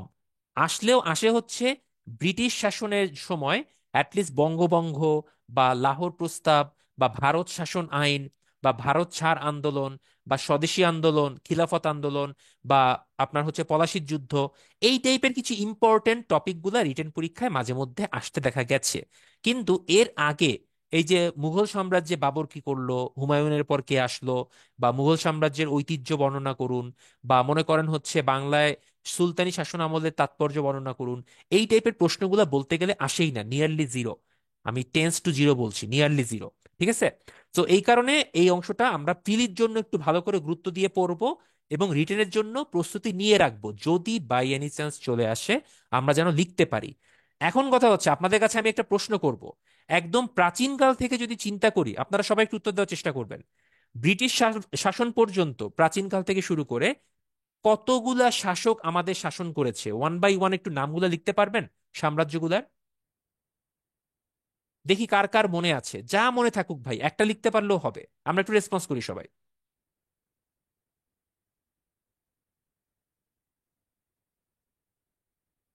চিন্তা করি। ছোটবেলায় আমরা কিন্তু ইতিহাস পড়েছিলাম। আচ্ছা, রিয়াজ ভাই বলেছেন পাল বংশ, গুড। আর অভিষেক ভাই বলেছেন অনেকগুলা, আচ্ছা অনেকে বলে ফেলছেন, আমি ওয়ান বাই ওয়ান বলছি। অটোমান ভাই আমাদের এখানে ছিল না। অটোমান আসলে অটোমানের একটা অংশ খিলাফত আন্দোলন, সেটা অটোমানের পতন হয়েছিল যে সময়টাতে। ওই সময় প্রথম বিশ্বযুদ্ধের পর আমরা একটু ব্রিটিশদের জাস্ট সাফাই গিয়েছিলাম বা সাপোর্ট করেছিলাম, কিন্তু অটোমান আমাদের সাথে না। ওকে, অনেকগুলো অ্যান্সার দিয়ে ফেলেছেন। মৌর্য, গুপ্ত, সেন, পাল, মুঘল, সুলতানি, ইংরেজ, মোটামুটি এগুলাই। আচ্ছা ঠিক আছে, good, thank you everyone participate করার জন্য। আচ্ছা, এখন আমি যদি আপনাদেরকে বলি ভাই, যে এটার কিন্তু একটা ক্যালেন্ডার আছে। এই ক্যালেন্ডারটা যদি আপনি একটু চিন্তা করে বের করতে পারেন, আপনার আর মুখস্থ করতে হবে না কোনটার পর কোনটা বা কোনটার সময় কি হয়েছিল। আসেন, আমার মেইন টার্গেটটা থাকবে হচ্ছে আজকে আপনাদেরকে একটা ক্যালেন্ডার দেওয়া। আসেন ক্যালেন্ডার দেওয়ার চেষ্টা করি। Number one, one by one চিন্তা করেন, ওকে? সবাই একটু খেয়াল করেন এখন ভালো করে। প্রাচীন বাংলায় অনেক আগে থেকে, খ্রিস্টপূর্ব সামথিং সাল থেকেই হচ্ছে এই ভারতীয় উপমহাদেশে বিভিন্ন শাসকরা শাসন করত। মতান্তরে বিভিন্ন শাসকদের নাম পাওয়া যায়, বলা হয় যে আলেকজান্ডার দি গ্রেট পর্যন্ত হচ্ছে এখানে আপনার হচ্ছে শাসন করে গেছেন বা অভিযান করে গেছেন, সম্পদ টম্পদ নিয়ে গেছেন। তো ওই সময় থেকে যদি আমরা আলোচনা শুরু করি, একদম প্রাচীন যে জনপদটা বা যে সাম্রাজ্যটার কথা মোটামুটি জানতে পারা যায় বা বিভিন্ন জায়গায় আমরা ইনফরমেশন পাই, সেটার নাম হচ্ছে আপনার মৌর্য সাম্রাজ্য। একদম শুরুতে আমরা যেটা পাই সেটা হচ্ছে মৌর্য সাম্রাজ্য। আচ্ছা, তো মৌর্য সাম্রাজ্যের পরে ধীরে ধীরে আরো অনেক সাম্রাজ্য এক এক করে আসা শুরু করে। তো ছোটখাটো সাম্রাজ্যগুলো আমরা বাদ দিব, আমরা একটু বড় বা যেগুলো একটু উল্লেখযোগ্য সেই সাম্রাজ্যগুলাই পড়বো। তো মৌর্যের পরে আসে হচ্ছে আপনার গুপ্ত সাম্রাজ্য। এগুলো সব কিন্তু প্রাচীন ভারতবর্ষের কথা বলছি বা ভারতীয় উপমহাদেশের কথা বলছি। গুপ্ত বংশের পর আপনার একটা বড়সড় ঝামেলা হয়, সেখানে ওই যে শশাঙ্কের নাম চলে আসে। শশাঙ্ক বেশ কিছুদিন ভালোভাবে শাসন করার পরেও আমাদের ঝামেলা হয়, একটা বড় অন্ধকার যুগ চলে আসে। খ্রিস্টাব্দ 700 সালের পর থেকে 750, 800 বা 800 পর্যন্ত একটা মাৎস্য ন্যায় বা একটা অরাজকতা চলে। তো দিলাম হচ্ছে আমরা মাৎস্য ন্যায়। মাৎস্য ন্যায়ের পরে আসে হচ্ছে আপনার একটা বড় সাম্রাজ্য, যেটা দীর্ঘদিন আমাদেরকে শাসন করেছে। আমি এখানে একটু আপনাদেরকে ছোট করে একটা গল্প বলে রাখি, আপনারা জানেন কিনা জানি না। মৌর্য সাম্রাজ্য যখন শাসন শেষ করলো, এরপর আসতো সমুদ্রগুপ্ত, চন্দ্রগুপ্ত মৌর্য। চন্দ্রগুপ্ত মৌর্য ছিল প্রথম রাজা গুপ্ত বংশের, এরপরে সমুদ্রগুপ্ত, আরো অনেক গুপ্ত শাসন করেছে, বিজয়গুপ্ত। এরপর আসতো রাজা শশাঙ্ক, তিনি কলিঙ্গের যুদ্ধ দেখলেন। তারপর রাজ্যবর্ধন, হর্ষবর্ধন, যারা হচ্ছে কুষাণ সাম্রাজ্যের রাজা ছিল, তাদেরকে আটকে রেখেছিলেন, বাংলা অধিকার হতে দেননি বা ভারতবর্ষকে অধিকার হতে দেননি। এরপর তার পতনের পরে বাংলা হারিয়ে গেল, ভারতবর্ষ হারিয়ে গেল। যে যাকে পারছিল গিলে খাচ্ছিল। একটা মানে বড় মাছ যেরকম ছোট মাছকে গিলে খায়, এরকম মাৎস্য ন্যায়ের মতো অবস্থা হয়েছিল। অর্থাৎ জোর যার মুল্লুক তার, এই টাইপের অবস্থা। তো এই সময়টাতে জনগণ তাদের কোনো একক রাজা খুঁজে পাচ্ছিল না। সো একটা মিথ আছে। মিথটা এরকম যে তখন জনগণ ঠিক করলো, ঠিক আছে, কোনো রাজাই যেহেতু টিকতে পারতেছে না, আমরা একটা রাজা সবাই সম্মিলিতভাবে নির্বাচন করে দিব। তারা কি করলো, একটা রাজাকে নির্বাচন করে দিল। কিন্তু কোনো একটা কারণে কোনো এক রাক্ষসী এবং পিচাসিনী এসে বারবার ওই রাজাদেরকে মেরে ফেলছিল। অর্থাৎ মনে করেন আজকে সকালে একটা রাজা নির্বাচন করা হলো, ওই রাতেই হচ্ছে ওই রাজাকে মেরে ফেলা হতো। কে মারতো বলা বলা যেত না, বলা হতো অশরীরী কেউ বা কোনো রাক্ষসী এসে মেরে ফেলতো। তো তখন জনগণ পরের দিন সকালে আরেকজন রাজা নির্বাচন করত, সেও আবার মারা পড়তো। এরকম করে যখন চলছিল, জনগণ অধৈর্য হয়ে পড়ল এবং তারা তখন দেবীর কাছে প্রার্থনা করছিল যে আমাদের মাঝে এমন কাউকে পাঠাও যে আমাদের জন্য সুফল বয়ে আনতে পারবে বা এই অরাজকতা বন্ধ করতে পারবে। তো এরকম একদিন এক রাতে একটা বাসাতে একজন অতিথি আসলো। তো ওই বাসায় কি হয়েছিল, ওই বাসার একজনকে পরের দিনের রাজা হিসেবে নির্বাচন করা হয়েছিল। তো সে তো মোটামুটি শিওর যে পরের দিন যেহেতু সে রাজা হবে, তার মানে তার পরের দিনই সে মারা যাবে, কারণ ওই রাক্ষসী এসে মেরে ফেলবে। একটা রূপকথা, কিন্তু এটার বাস্তবতা পাওয়া যায়নি। তো ওই অতিথি আসার পরে যখন দেখলো ওই বাসার সবার মন মানসিকতা খারাপ এবং বিমর্ষ হয়ে আছে, সে সব কাহিনী শুনতে চাইলো। সব কাহিনী তাকে বলার পর অতিথি বলল, ঠিক আছে, তুমি যেহেতু আমাকে আশ্রয় দিয়েছো, আগামীকাল আমি তোমাদের হয়ে রাজা হব, সমস্যা নেই, আমি দেখব। তো ওই বাসার লোকজন সব খুশি হয়ে গেল। তারা তখন পরের দিন ওই অতিথিকে রাজা ঘোষণা করলো। তো অতিথি রাজা হওয়ার পরে সবাই ধরে নিয়েছিল অতিথি মারা যাবে, এর বাঁচার কোনো সম্ভাবনা নাই। তো কাল্পনিকভাবে বা অলৌকিকভাবে ওই দিন রাতে যখন রাক্ষসী আসলো, অতিথির কাছে ওই রাক্ষসী উল্টা মারা পড়লো। ঠিক আছে?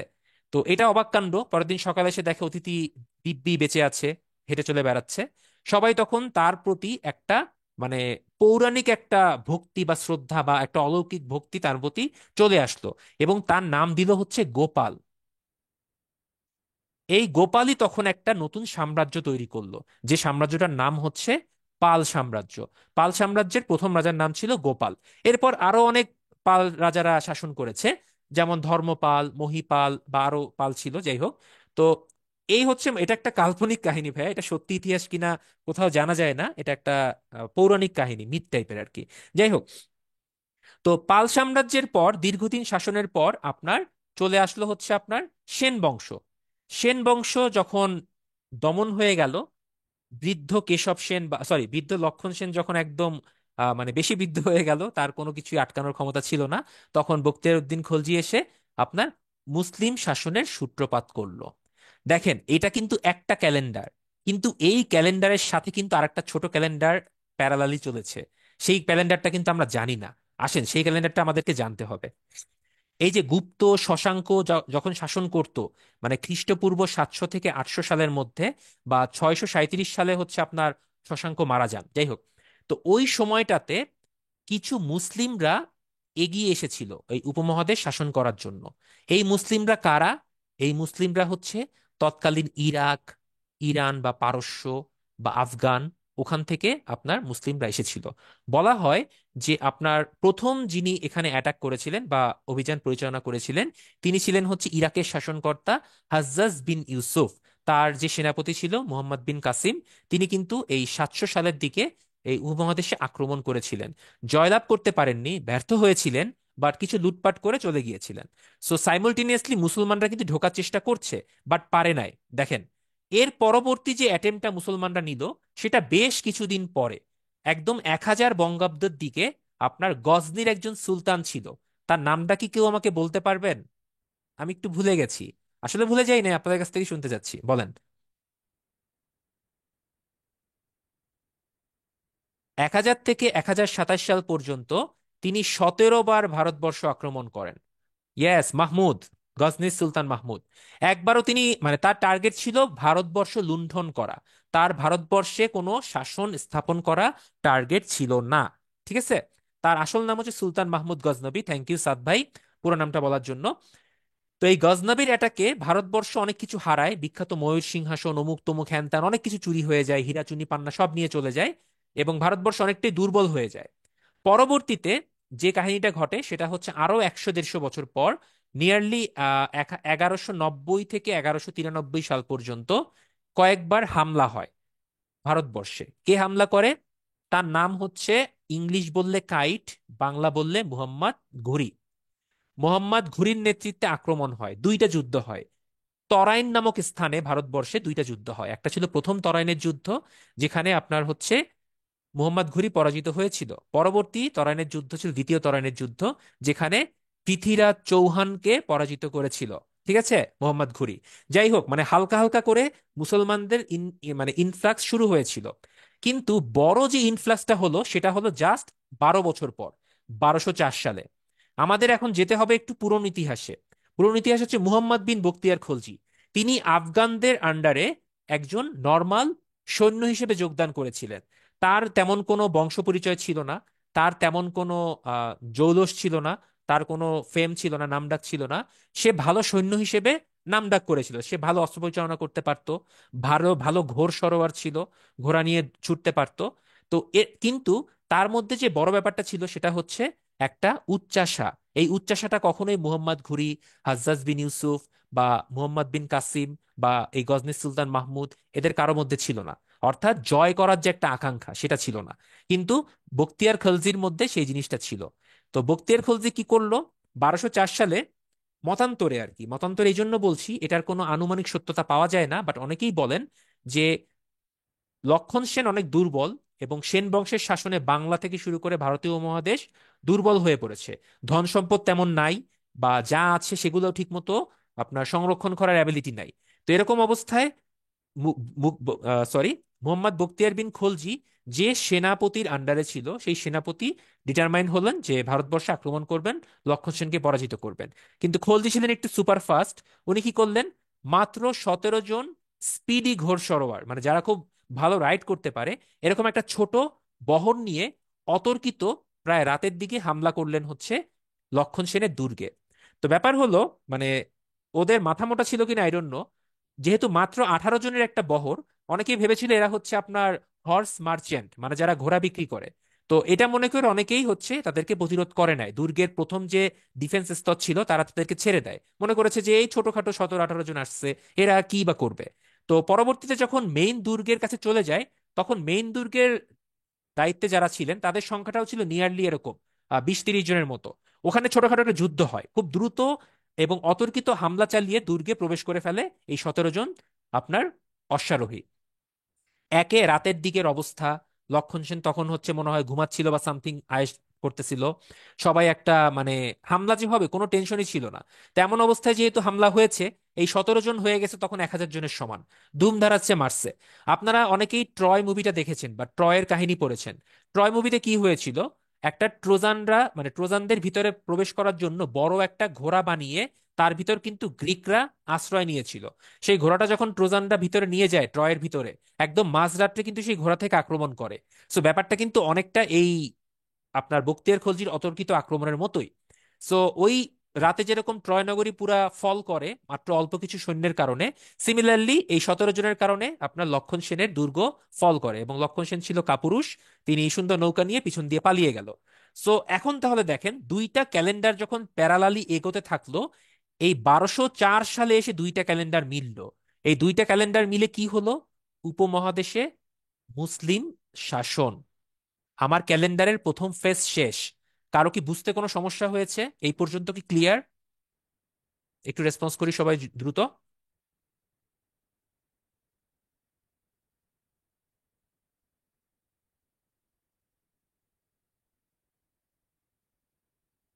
ভাই একটু রেসপন্স করতে হবে, কয়েকজন করছেন বাকিরা চুপচাপ আছেন। ভাই বুঝতে পারলে অবশ্যই রেসপন্স করবেন। আমার ক্লাস কখনো ওয়ান ডাইমেনশনাল না, আমি অলওয়েজ আপনাদের কাছ থেকেও রেসপন্স নেওয়ার ট্রাই করি, এবং এটা একটু কন্টিনিউ করতে হবে। যেহেতু আপনারা কথা বলার আপাতত পারমিশন নাই, আমি লাস্টে চাই সময় থাকলে আমি এটা স্কোপটা দিব। যেহেতু এখন চ্যাট বক্সেই কথা বলা যাচ্ছে, এটাই ফলো করবেন। আমি প্রত্যেকের লেখা দেখছি যারা যারা কমেন্ট করেছেন। এই যে আনিকা আপু, মামুন, সাকিব ভাই, তারপরে হচ্ছে নিশাদ, তাওজিফ, রাউফুল সারোয়ার, জাহিদুল, আমি সবার লেখা দেখতে পাচ্ছি। সো আমি অলওয়েজ ফলো করছি। সো যা মন চায় এখানে লিখতে পারেন, কোনো সমস্যা নেই। ওকে। তো আমাদের ক্যালেন্ডারের ফার্স্ট ফেজটা এখানে শেষ হয়ে গেল। এরপরে ক্যালেন্ডারটা আমরা একটু অন্যভাবে ব্যাখ্যা করব, আসেন। দ্বিতীয় ক্যালেন্ডারের ফেজটা হচ্ছে আপনার মুসলিম শাসন। খেয়াল করেন, 1204 সালে যখন মুসলিম শাসন এস্টাবলিশড হলো উপমহাদেশে, এটা কিন্তু তখন দুই ভাবে হয়েছে। একটা হচ্ছে আপনার দিল্লি সালতানাত, আর একটা ছিল হচ্ছে বাংলা। 1204 থেকে শুরু করে 1338 পর্যন্ত প্রায় দীর্ঘ 134 বছর দিল্লি সালতানাতকে শাসন করেছে হচ্ছে আপনার মুসলমানরা। এবং ওই দিল্লি সালতানাতের আন্ডারে বাংলাও সাইমুলটেনিয়াসলি তাদের দ্বারা শাসিত হয়েছে। ঠিক আছে? যেমন সুলতানা রাজিয়া, তারপর সুলতান ইলতুৎমিশ, এই টাইপের শাসনকর্তা যারা ছিল, তারা এই সময় হচ্ছে শাসন করেছে। ঠিক আছে? আচ্ছা। তো 1338 সালে হুট করে বাংলা কি করলো, যে এই যে আমরা ওয়ান টু ওয়ান কমিউনিকেশন এটা রাখবো না, বাংলা 1338 সালে বলল উই আর নাও ইন্ডিপেন্ডেন্ট। কে বলল? একজন শাহ, তার নাম হচ্ছে ফখরুদ্দিন মোবারক শাহ। তিনি বললেন যে বাংলা আজ থেকে স্বাধীন। কেন বলতে পেরেছিলেন? কারণ ছিল, এই দিল্লি সালতানাতে যারা শাসন করা শুরু করলো মুসলমানদের মধ্যে, তো এই ইলতুৎমিশ বলেন বা সুলতানা রাজিয়া বলেন বা যারা ছিল, ধীরে ধীরে 100 বা 150 বছরের পার হওয়ার পরে বাংলা যেহেতু অনেক দূরে ছিল দিল্লি থেকে, এত দূরে শাসন করে পুরাটা কন্ট্রোল করা অনেকটা কষ্টকর হয়ে পড়েছিল দিল্লি সালতানাতের জন্য। তো এরকম একটা সময় যখন দেখলো বাংলার মানুষজন যে এরা তো আমাদেরকে এরকম ভাবে শাসন করতে পারছে না, তো আমরা নিজেরাই নিজেদেরকে স্বাধীন ঘোষণা করি। মানে কাইন্ড অফ হচ্ছে ওই গেম অফ থ্রোনস এর মতো ভাই, যে king in the north, king in the West, তারপর কিং বিয়ন্ড দ্য ওয়াল, কত রকম ছিল না? তো ওই রকম আর কি, যে যাকে পারে শাসন মানে নিজেকেই রাজা ঘোষণা করছিল। সো ফখরুদ্দিন মোবারক শাহ সেম কাহিনী করলো, বলল 1338 সালে যে বাংলা শাসন। ওই সময় থেকেই বাংলায় শুরু হলো স্বাধীন সুলতানি শাসন। এখানে অনেক সুলতানরা শাসন করেছে দীর্ঘ 200 বছর। আমি আবারও বলছি, 1338 থেকে 1538, দীর্ঘ 200 বছর ছিল সুলতানি শাসনদের অংশ। এরই মধ্যে অনেকে নামকরা শাসক ছিলেন, যেমন গিয়াসুদ্দিন মোহাম্মদ শাহ, তারপর হচ্ছে আলাউদ্দিন হোসেন শাহ, তারপর হচ্ছে ফখরুদ্দিন মোবারক শাহ। এরকম অনেক শাসনকর্তারাই এই সময়টা শাসন করেছেন আনটিল 1538 পর্যন্ত। কেন 1538-এ কি হয়েছিল? এটার জন্য যাইতে হবে আমাদের দিল্লি সালতানাতে। দিল্লি সালতানাতে 1338 পর্যন্ত যদিও বাংলাকে শাসন করেছে, কিন্তু এরপর বাংলা শাসন করতে পারেনি। এই দিল্লি সালতানাতে তখন মিশ্র টাইপের শাসনকর্তারা ছিল, কেউ আসে কেউ যায়, কেউ আসে কেউ যায়, এরকম একটা অবস্থা। তো এমন একটা কন্ডিশনে 1526 সালে আফগান শাসন বা আফগান শাসক, তিনি কি করলেন, তার নাম হচ্ছে জহিরুদ্দিন মোহাম্মদ বাবর। তিনি এসে সুন্দর পানিপথের প্রথম যুদ্ধে জয়লাভ করার মাধ্যমে দিল্লি সালতানাতে একটা নতুন সাম্রাজ্য এস্টাবলিশ করলেন, তার নাম হচ্ছে মুঘল সাম্রাজ্য। মাইন্ড ইট, এখনো কিন্তু বাংলা মুঘলদের আন্ডারে আসে নাই। 1526 থেকে 1538 পর্যন্ত মুঘলরা শাসন করলো, কোনো সমস্যা নাই। এর মধ্যে বাবর তার নিজের জীবন উৎসর্গ করে তার পুত্র হুমায়ুনকে তার জীবন দান করে গিয়েছিলেন। ওই যে কবিতা পড়েছিলাম আমরা ছোটবেলায় একটা। তো হুমায়ুন আবার কিন্তু একটু মানে রোমান্টিক টাইপের মানুষ ছিলেন। তিনি ক্রিয়েটিভ, তিনি সাহিত্য চর্চা পছন্দ করতেন, তিনি গান গাইতেন, কবিতা লিখতেন, পড়াশোনা করতেন, মানে বুজুর্গ টাইপের মানুষ আর কি। তো তার এরকম শাসন টাসনের দিকে খুব একটা মন টন ছিল না। সো প্রবলেম কি হলো, এই সুযোগে সুর সাম্রাজ্য এসে এস্টাবলিশ হলো। সুর সাম্রাজ্য এসে হুমায়ুনকে পরাজিত করলো। শেরশাহ, মনে আছে শেরশাহের নাম? শেরশাহ এসে হুমায়ুনকে পরাজিত করে সুন্দর করে দিল্লির মসনদ দখল করে ফেললো। তো শেরশাহ যখন দিল্লির মসনদ দখল করলো, তখন বাংলায় একই সময়ে 1538 সালে একটা অরাজকতা চলছে। কারণ সুলতানি শাসনকর্তারা ধীরে ধীরে দুর্বল হয়ে পড়েছে, তাদের আর সেই জৌলস নাই। তখন শেরশাহ বলল, ঠিক আছে, আমি বিশাল একটা রাস্তা বানাবো, গ্র্যান্ড ট্র্যাঙ্ক রোড, আমি ঘোড়ার ডাক প্রচলন করব, দিলাম প্রচলন করে। এরপর সে বলল কি, দীর্ঘদিন বাংলা আমাদের আন্ডারে নাই, দিল্লির মসনদে আবার বাংলাকে আনতে হবে। তো সুর শাসকরা তাদের হাত বাড়িয়ে দিল বাংলার দিকে, এবং বাংলা আরেকবার পরাজিত হলো। বাংলা তখন চলে গেল কাদের আন্ডারে? সুরদের আন্ডারে। সুররা কত সাল পর্যন্ত বাংলা শাসন করলো? দীর্ঘ 38 বছর, খুব একটা বড় সময় না, 1576 পর্যন্ত। দুইটা ক্যালেন্ডার কিন্তু আমি সাইমultaneously নিচ্ছি ভাইয়া, একটু খেয়াল করবেন। তো এবার আবার দিল্লিতে ফিরি। তো এই সুররা কি দিল্লিতে খুব বেশি শাসন করতে পেরেছিল? না, পারেনি। হুমায়ুন আবার যুদ্ধ করলো, যুদ্ধ করে তার কিন্তু মসনদটা আবার পুনরুদ্ধার করলো। তো পুনরুদ্ধার করার পরে 1553 না 1555 দিকে, 1556 মনে হয়, সরি, 1556 দিকে হুমায়ুন মারা গেলেন। কিন্তু তার উত্তরাধিকার করে যাকে দিয়ে গেলেন, দ্য গ্রেট আকবর, তার বয়স তখন মাত্র 15 বছর। তো এই অবস্থায় তো কোনোভাবেই তাকে শাসন করা সম্ভব না। শাসনকর্তা দিয়ে দিলেন বৈরাম খাঁকে, তুমি হচ্ছ তার মানে তার পরিবর্তে শাসন করবা। সে যখন বড় হবে তখন হচ্ছে আপনার আবার এই আকবরের কাছে ক্ষমতা দেওয়া হবে। তো ভালো কথা, বৈরাম খাঁ বেশ কিছু যুদ্ধ করেছে। পানিপথের দ্বিতীয় যুদ্ধ হিমুর সাথে হয়েছিল, সেই হিমুকে পরাজিত করে এবং দিল্লি সালতানাত বা মুঘল সাম্রাজ্যকে ধরে রেখেছিল। তো আকবর ধীরে ধীরে বড় হলো। 1575 সালের পর থেকে আকবর চিন্তা করলো যে বাংলা এখনো সুরদের আন্ডারে কেন? সুররা আমার বাবার কাছ থেকে দিল্লির মসনদ দখল করেছিল, আমরা সুরদেরকে হটিয়ে বাংলা দখল করতে হবে, অর্থাৎ বাংলার দিকে এখন নজর দাও। 1576 সালে আকবর একজন শাসনকর্তা পাঠালেন বাংলা দখলের জন্য। তার নাম বলতে হবে, দেখি কেউ বলতে পারেন কিনা। 1576 সালে একজন সুবাদার করে পাঠালেন বাংলাকে শাসন করার জন্য বা দখল করার জন্য। আচ্ছা, অনেকে ঈশা খাঁ আলীবর্দী, না ভাইয়া, আলীবর্দী অনেক পরের কথা ভাইয়া। না, ইসলাম খাঁ সুবাদার হয়েছিলেন, সেটা 1610 সালে, এখন না। ঈশা খাঁ মানসিংহের কথা বলছি, ইয়েস, ঈশা খাঁকে পাঠানো হয়েছিল। এখন কথা হচ্ছে এখানে আপনার, বাংলায় যে সুর শাসনটা হচ্ছিল, এই সুর শাসনের মধ্যে আবার তখন কিছু ভ্যারাইটিস ছিল। তখন অনেকে বলতো যে 12 ভূঁইয়ারা শাসন করছে বাংলাকে ওই সময়টা, ঠিক আছে? তো এই 12 ভূঁইয়াদের পরাজিত করা, তাদেরকে মানে দিল্লির আন্ডারে নিয়ে আসা, এটা নিয়ে বেশ কিছু যুদ্ধ হয়েছিল। আলটিমেটলি 1576 সালে গিয়ে দিল্লির আন্ডারে আবার বাংলা ঢুকে গেল, মুঘল সাম্রাজ্যের আন্ডারে বাংলা শাসন হচ্ছে। অনেকদিন শাসন হয়েছে, এর মধ্যে অনেকগুলো সুবাদার এসেছে। আপনার সুবাদার ইসলাম খান এসেছে, তিনি এসে ঢাকাকে বাংলার রাজধানী করেছেন 1610 সালে।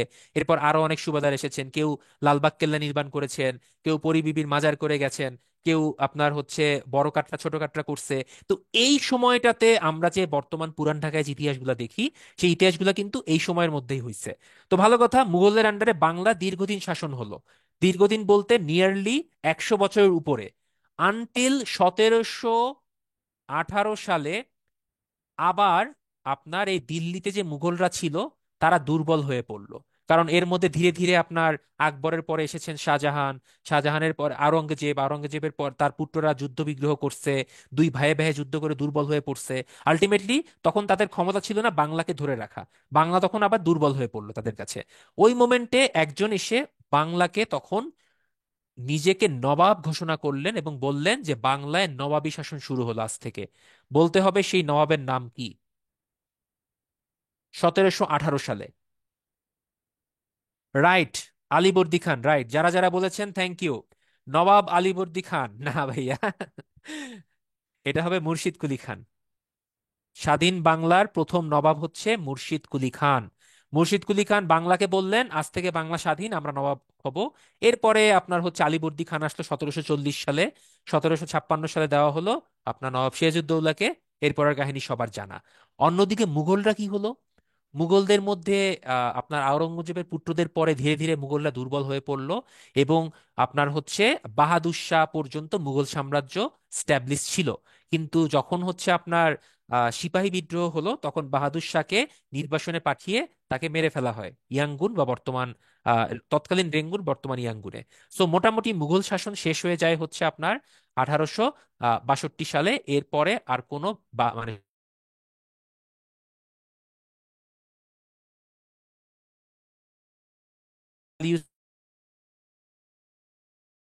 পড়াশোনা করবেন, তারপর মুখস্থ করবেন। মুসলিম শাসন শুরু হলো 1204 সালে। 1204 থেকে 1338 দিল্লি বাংলা ভাই ভাই। এরপরে হুট করে বাংলা 200 বছরের জন্য সুলতানি শাসনের মধ্যে চলে গেল। দিল্লি সালতানাত পরিচালিত হলো বিভিন্ন শাসনকর্তা। এর মধ্যে হুট করে 1526 সালে বাবর আসলো, আফগান শাসক। সে আবার হারিয়ে ফেললো সুর সাম্রাজ্যের কাছে, শেরশাহর কাছে। সেই শেরশাহ আবার 1538 সালে বাংলা দখল করে 38 বছর শাসন করলো। ঠিক আছে। এরপরে এর মধ্যে আবার আকবর বড়টড় হয়ে ক্ষমতাশীল হয়ে সে বাংলায় দখল করে ফেললো 1576 সালে। দীর্ঘদিন প্রায় 150 বছর বাংলাকে শাসন করার পরে মুঘলরা যখন দুর্বল হয়ে গেল, বাংলায় তখন নতুন নবাব আসলো মুর্শিদ কুলি খান। তারা মাত্র 38 বছর শাসন করতে পেরেছিল। নবাবের ষড়যন্ত্রের শিকার হয়ে মীর জাফর, ইয়ার লতিফ এবং আরো যারা আছে তাদের ষড়যন্ত্রের শিকার হয়ে 1757 সালের 23শে জুন পলাশির যুদ্ধের মাধ্যমে বাংলা চলে গেল হচ্ছে আপনার কাদের আন্ডারে? ইংরেজ বা ব্রিটিশ ইস্ট ইন্ডিয়া কোম্পানির আন্ডারে। রিমেম্বার, তখনও কিন্তু মুঘলদের কাছে ব্রিটিশরা ক্ষমতা নিতে পারেনি। ইভেন মুঘলদের কাছে গিয়ে ব্রিটিশরা তখনও কিন্তু ট্যাক্স দিত এবং কর প্রদান করত কোম্পানি পরিচালনা করার জন্য। কিন্তু এরপরে 1764 সালে যখন বক্সারের যুদ্ধটা হলো, এইটাই ছিল হচ্ছে একদম last nail in the coffin, অর্থাৎ কফিনের শেষ পেরেকটা ঠুকে দেওয়া হলো। বক্সারের যুদ্ধে যখন পরাজয় বরণ করলো মীর কাসিম, এরপরে কিন্তু মুঘলরা কিন্তু বক্সারের যুদ্ধে সহায়তা করেছিল মীর কাসিমকে। যখন ওইটাতেও ইংরেজরা জয়লাভ করলো, পুরা আপনার ব্রিটিশ যে ইস্ট ইন্ডিয়া কোম্পানি সেটা ভারতবর্ষের মোরললেস দখল নিয়ে নিয়েছিল। তারা দ্বিতীয় বাহাদুর শাহ বা প্রথম বাহাদুর শাহকে নামমাত্র নবাব হিসেবে রেখেছিল বা নামমাত্র বাদশাহ হিসেবে রেখেছিল, কিন্তু আলটিমেটলি ক্ষমতা ছিল ব্রিটিশদের কাছে। আমি এখানেই থামবো ক্যালেন্ডারটা, কারণ ব্রিটিশ নিয়ে পড়াশোনা পরে হবে। আমার আজকের টার্গেট কিন্তু ওয়ান বাই ওয়ান প্রত্যেকটা জিনিস পড়ানো না। আমার আজকের টার্গেটটা ছিল হচ্ছে আপনাদেরকে ক্যালেন্ডারটা বুঝানো। রাইকা প্রশ্ন করেছেন দিল্লি সালতানাত নিয়ে যদি কিছু বলতেন। হ্যাঁ আপু, আমরা দিল্লি সালতানাত নিয়ে পড়াবো, আমরা এখনো কিন্তু ক্লাসে প্রবেশ করি নাই। আমাদের মেইন ক্লাসগুলোতে পড়াশোনা হবে এগুলো নিয়ে। আমি জাস্ট আপনাদেরকে ক্যালেন্ডারটা বললাম।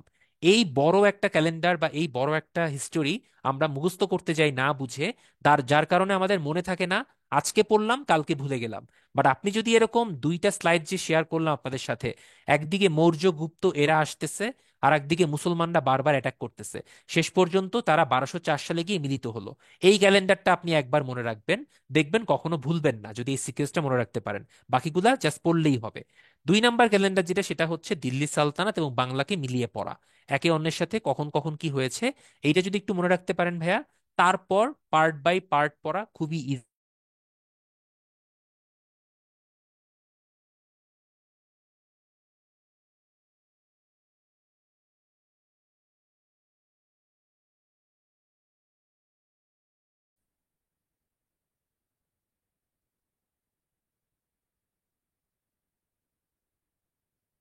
Calendar clear? এই দুইটা স্লাইড,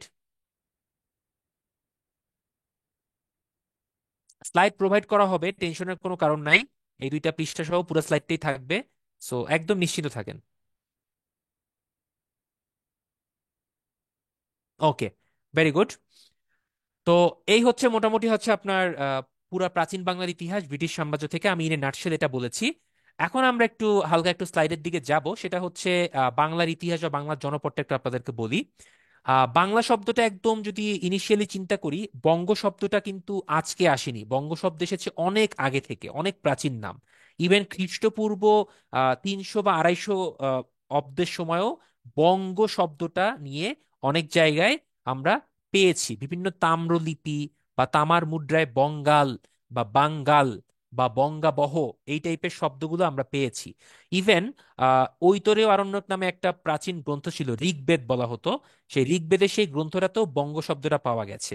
এরপরে আমরা যদি কালিদাসের কথা বলি বা পাণিনির গ্রন্থের কথা বলি, সেখানেও বঙ্গ জনপদের কথা পাওয়া গেছে। ইভেন একটু আধুনিক দিকে যদি আসি, আবুল ফজলও কিন্তু তার গ্রন্থে বাংলা শব্দটা ইউজ করেছেন। সো এই যে কথাগুলো বললাম, বাংলার ইতিহাস অনেক পুরনো। আমি আপনাদেরকে দুইটা ম্যাটেরিয়াল সাপ্লাই দিব ক্লাস শেষ হওয়ার পরেই। আপনারা বাংলার ইতিহাস সম্পর্কে আর কোনো প্রশ্ন থাকবে না, আমি জাস্ট সাপ্লাই দিয়ে দিব আপনাদেরকে।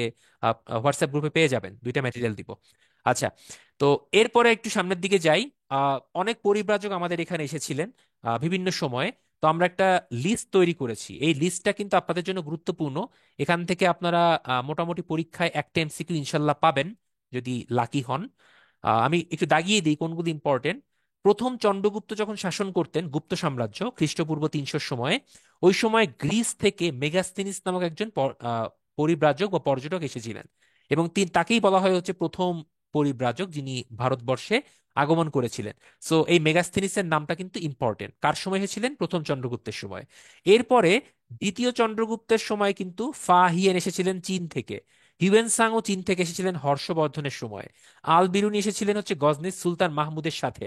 ওই যে বললাম না, 1000 থেকে 1027-এর সময় যে 17 বার সুলতান মাহমুদ আক্রমণ করেছিলেন, শেষের দিকে উনি আল বিরুনিকে সাথে নিয়ে এসেছিলেন। ঠিক আছে, যে ঘুরে বেড়ানোর জন্য। দেখে যাও, জেনে যাও বাংলার ইতিহাস কেমন। আচ্ছা, এরপরে হচ্ছে ইবনে বতুতা মরক্কো থেকে এসেছিল আপনার মুহাম্মদ বিন তুগলকের সময়। তারপর হচ্ছে স্বাধীন বাংলা যখন শাসন হতো ফখরুদ্দিন মোবারক শাহের সময়, তিনি আরেকবার এসেছেন, মানে দুইবার এসেছেন। সো প্রশ্ন হতে পারে প্রিলিমিনারিতে যে কোন পর্যটক দুইবার বাংলা শাসন করেন বা বাংলায় আগমন করেন ভিন্ন ভিন্ন সময়ে? ইবনে বতুতা একমাত্র ব্যক্তি যিনি দুইবার ভিন্ন ভিন্ন সময়ে বাংলায় এসেছিলেন। যাই হোক, পরিব্রাজকের কথা বাদ দিলাম, আমরা দুইটা একটু কোশ্চেন অ্যান্সার নিব। আপনাদেরকে জিজ্ঞেস করব, সর্বপ্রথম বঙ্গর উল্লেখ পাওয়া যায় কোন গ্রন্থে? জলদি একটু চ্যাট বক্সে অ্যান্সার দিয়ে দিবেন। সর্বপ্রথম বঙ্গের শব্দটার উল্লেখ পাওয়া যায় কোন গ্রন্থে?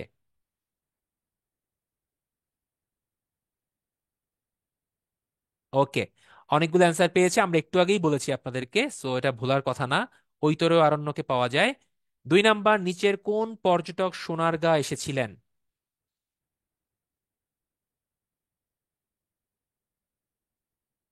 বাংলায় তো এসেছিলেনই, তার মধ্যে ইনি সোনারগাঁ ভিজিট করেছিলেন, কোন পর্যটক? আচ্ছা, অনেকেই অপশন বি অ্যান্সার দিচ্ছেন, ইয়েস। আমরা একটু দেখি, এটার অ্যান্সারটাও হবে আসলে অপশন বি। সোনারগাঁ এসেছিলেন ইবনে বতুতা মরক্কো থেকে, এই যে লাল কালি দিয়ে আমি মার্ক করেছি। ঠিক আছে, তিনি বাংলাকে হচ্ছে আপনার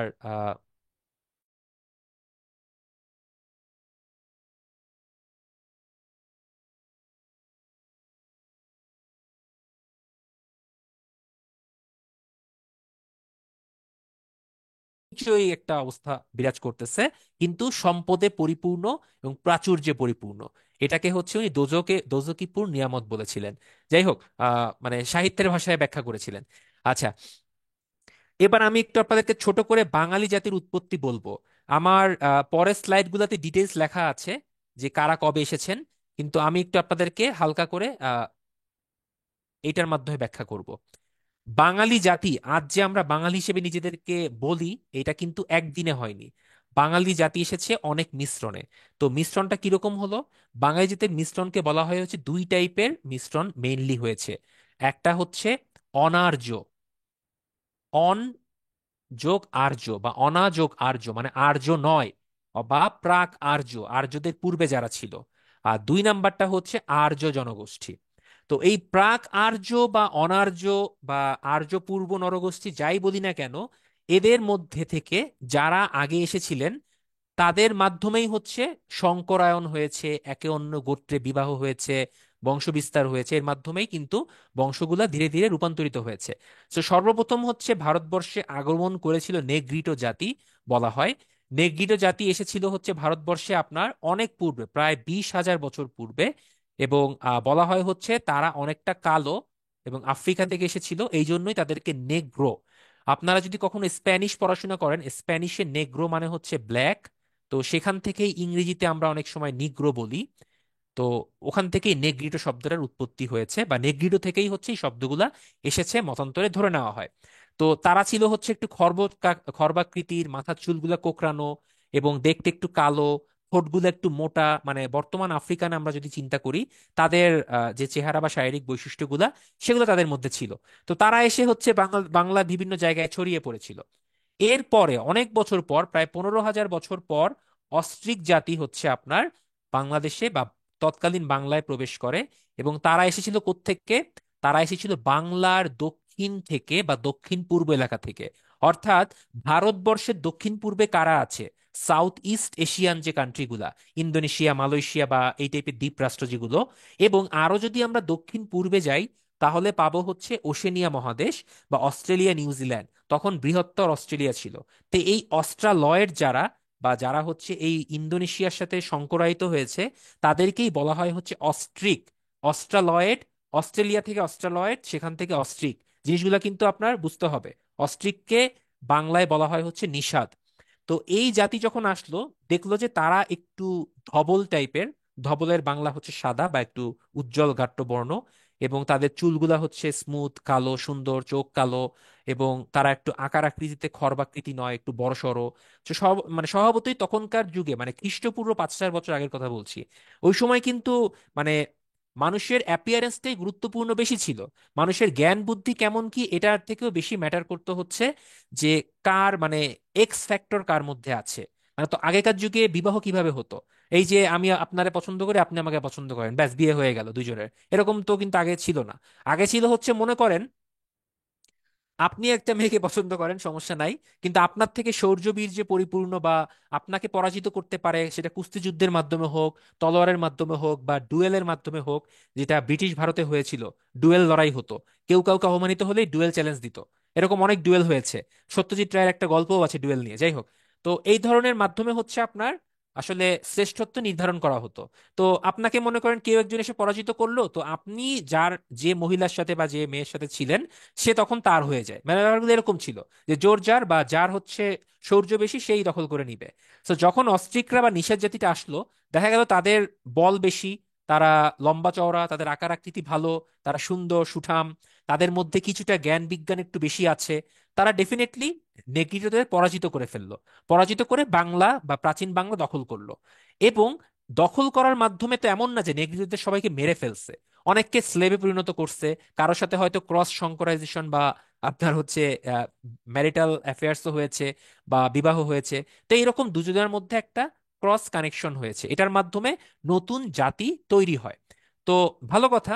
এরপর দক্ষিণ ভারত বা সাউথ ইন্ডিয়া থেকে একটা জাতি আসলো বাংলাদেশে বা প্রাচীন বাংলায়, যাদেরকে আমরা দ্রাবিড় বলি। তো এই দ্রাবিড়রা এসে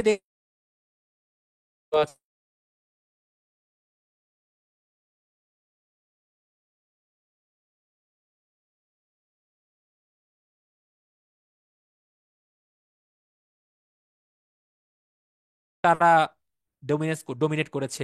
যেখানে হেরেছে তখন অন্যরা আবার ডোমিনেট করেছে। মানে তিনটা জাতির মধ্যে ক্রস কানেকশন হয়েছে। এবং সর্বশেষে যারা এসেছে, আপনার ওই যে মঙ্গোলিয়া বা মিডিল এশিয়া থেকে বা মধ্য এশিয়া থেকে, আজারবাইজান, তুর্কমেনিস্তান বা বর্তমান যে কিরগিজস্তান বলি বা আপনার এই মঙ্গোলিয়া বলি, এই টাইপের জায়গাগুলো থেকে বা চীনা সভ্যতার উত্তর অংশ থেকে বা চীনের কিছু অংশ থেকে তারা হচ্ছে বাংলায় প্রবেশ করে। এরা ছিল হচ্ছে হলুদ বর্ণের। হলুদ বলতে হচ্ছে হলদেটে কালার, এদের গায়ের রং দেখতে হচ্ছে একটু ছোটখাটো, উজ্জ্বল হলুদ বর্ণের, চুল হচ্ছে খাড়া খাড়া টাইপের, চোখ হচ্ছে ছোট ছোট টাইপের। ঠিক আছে? তো এরা এসে এই বাংলাদেশের সাথে মিলিত হয়ে বা বাকি জাতিগুলোর সাথে মিলিত হয়ে আর একটা ক্রস কানেকশন করলো। তো পরবর্তীতে যখন আমরা এই চারটা জাতিকে একত্রিত করলাম, একত্রিত করে পেলাম হচ্ছে প্রাক আর্য গোষ্ঠী, যাদের অনেক অনেক বছর পরে আসলো হচ্ছে আর্য জনগোষ্ঠী। এই আর্য জনগোষ্ঠী কোথা থেকে আসলো? কারা আর্য? আর্যরা আসলো হচ্ছে মধ্য এশিয়া থেকে ইউরোপের কিছু অংশ, দুইটা মিলিয়ে আর্যরা বাংলাদেশে আসলো। এবং তারা এসে এই যতগুলা জাতি ছিল ভাইয়া, সবগুলো জাতির উপর ডোমিনেট করলো এবং ক্রস কানেকশন হলো। সেখান থেকে মিলিত হয়ে শেষ পর্যন্ত বাঙালি জাতির উৎপত্তি হয়েছে বলে ধরে নেওয়া হয়। এখন আমরা একটু জাতিগুলা বা মানুষগুলার ছবি দেখব। অস্ট্রিকটা ছিল হচ্ছে একটু এরকম টাইপের, যদিও সাদা কালো ছবি ভাইয়া বোঝা যাচ্ছে না। দ্রাবিড়রা ছিল সাউথ ইন্ডিয়ান গায়ের কালার, দেখতেই পাচ্ছেন। আর যারা হচ্ছে মুন্ডা বা সাঁওতাল, এই মুন্ডা সাঁওতালরা হচ্ছে আপনার মঙ্গোলীয় বা ভর্চিনীয়। তারপর আমাদের এখন যে চাকমা মারমারা আছে তারাও কিন্তু সব ভর্চিনীয়। ঠিক আছে? আমাদের মধ্যে অনেকেই দেখবেন একটু বেশি কালো বা বেশি, নো অফেন্স টু এনিওয়ান, তো তাদের মধ্যে নেগ্রিটোদের জিন বা ওই দিকের সংকরায়নটা একটু বেশি হয়েছে বলে ধরে নেওয়া হয়, বা দ্রাবিড়দের সাথে তাদের মিল আছে ধরে নেওয়া হয়। আবার যারা একটু বেশি ফর্সা তাদের সাথে অস্ট্রিকদের মিল আছে বা আর্য জনগোষ্ঠীর মিল আছে। তো এরকম হচ্ছে টোটাল সবকিছু মিলে বাঙালি একটা বড় সংকর জাতি।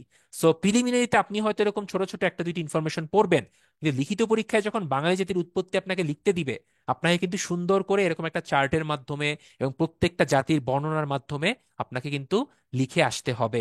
ঠিক আছে? সো স্লাইডে সব আছে, আমরা একটু এখান থেকে দেখে নিব। স্লাইডটা শেয়ার করে দিব। ওকে, প্রাচীন বাংলার জনপদ একটু পড়ে নিব ভাইয়া। তো প্রাচীন বাংলা বা অবিভক্ত বাংলা এই জিনিসটা আমার কাছে খুব ভালো লাগে পার্সোনালি। যদি আমি বলি, আমি অবিভক্ত বাংলার কিন্তু খুবই বড় একটা ফ্যান। কারণ আমার কাছে মনে হয় যে প্রাচীন বাংলা বা অবিভক্ত বাংলা একসময় অনেক বেশি শক্তিশালী ছিল। যদি বর্তমানে এখনো অবিভক্ত বাংলারা থাকতো, ডান পাশের ছবিটার দিকে তাকান, তাহলে ডেফিনেটলি আমাদের জন্য অনেক বেটার হতো। বাংলা ভাগ হওয়ার মাধ্যমে বা সেই 1905 সালের বঙ্গভঙ্গের মাধ্যমে যে একটা সূচনা হয়েছিল, সেটারই কিন্তু ইম্প্যাক্ট পড়েছে শেষ পর্যন্ত আমাদের কাছে। যেমন খেয়াল করে দেখেন, যদি অবিভক্ত বাংলার ম্যাপ চিন্তা করি, আমরা শুধুমাত্র যে বাংলাদেশ ছিলাম তা না। বাংলার উত্তরে ওই যে দার্জিলিং, জলপাইগুড়ি, কুচবিহারের কথা বলি, সেটাও কিন্তু তখন বাংলার রংপুর, দিনাজপুরের সাথে অন্তর্ভুক্ত ছিল। এবার আমরা যদি একটু পশ্চিম দিকে তাকাই, রাজশাহী, চাঁপাইনবাবগঞ্জের সাথে মুর্শিদাবাদ, মালদহ, এরাও কিন্তু আমাদের সাথে ছিল। আমরা যদি একটু আরো আপনার পশ্চিমের দিকে তাকাই বা দক্ষিণ পশ্চিমের দিকে যাই, এই যে যশোর, কুষ্টিয়া, সাতক্ষীরা, খুলনা বলি, তার সাথে কিন্তু নদিয়া হিসেবে পরিচিত ছিল বর্তমান কুষ্টিয়া, যেটা আগে নদিয়া নামে পরিচিত ছিল। সেই নদিয়ার সাথে বর্ধমান, হুগলি, হাওড়া, কলকাতা, মেদিনীপুর, 24 পরগনা জেলা, এগুলো ছিল আমাদের বাংলার অংশ। এই অনেক কবি সাহিত্যিকের জন্ম হয়েছে বাঁকুড়া জেলায়, মেদিনীপুর জেলায়, হুগলি জেলায়, কলকাতার 24 পরগনা জেলায়, বর্ধমান জেলার আসানসোল মহকুমা শহরে আমাদের কাজী নজরুল ইসলামের জন্ম। তো সবকিছু মিলিয়ে বাংলাকে কিন্তু কোনোভাবেই এই অংশগুলো থেকে আলাদা করা যেত না। করেছে কারা? ইংরেজ শাসকরা, যাদের মেইন মটো ছিল ডিভাইড অ্যান্ড রুল। ভেঙে দাও, দুর্বল করে দাও, মেইন জায়গাটা নষ্ট করে দাও, দেখবা তারা দুর্বল হয়ে যাবে। তো এই ডিভাইড অ্যান্ড রুল কিন্তু এখন অনেক যে দেশই অ্যাপ্লাই করে। বর্তমানে যে নব্য সাম্রাজ্যবাদ বা নিও কলোনিয়ালিজম চলছে, সেখানে কিন্তু ইউএসএ, চায়না বা রাশিয়া, এদের টার্গেটটাই কিন্তু এইটা, ডিভাইড করে দাও, ভেঙে দাও। যেমন ইউএসএ যেটা করছে, মুসলমান সাম্রাজ্যটাকে ভেঙে দেওয়া হয়েছে, মুসলমানদের মধ্যে শিয়া এবং সুন্নিকে আলাদা করে দেওয়ার মাধ্যমে একটা বড় ঝামেলা তৈরি করে রাখা হয়েছে মধ্যপ্রাচ্যে। যার কারণে সৌদি, বাহরাইন, কাতার, কুয়েত একদিকে, অন্যদিকে ইরান, ইরাক, সিরিয়া, ওরা আবার একদিকে, ইজিপ্ট, লিবিয়া আবার তারা চিন্তা করছে একরকম, মরক্কো, আলজেরিয়া ভাবছে অন্যরকম ভাবে। তো সব মিলিয়ে একটা হজবরল করে রেখেছে। সো আপনি যত ডিভাইড করবেন, তত আপনার শাসন করতে সুবিধা হবে। তো 1905 সালে বঙ্গভঙ্গ হওয়ার কারণে আমাদের এই পূর্ববঙ্গ, আসাম এবং বাংলা প্রেসিডেন্সি, এই দুইটা অংশে ভাগ করে দেওয়া হয়েছিল। যদিও 1911 সালে বঙ্গভঙ্গ রদ করা হয়েছিল, কিন্তু তারপরও আমরা কিন্তু সেই আগের জায়গাটা ফেরত পাইনি। পরবর্তীতে যখন 1947 সালে ড্যাশ লাইনের মাধ্যমে বা আপনার রেড ক্লিফ এবং লাইনের মাধ্যমে ইন্ডিয়া পাকিস্তানকে ভাগ করে দেওয়া হয়, তখন কিন্তু আমরা এই অবিভক্ত বাংলার অনেকগুলো অংশ হারিয়ে ফেলেছিলাম। ঠিক আছে?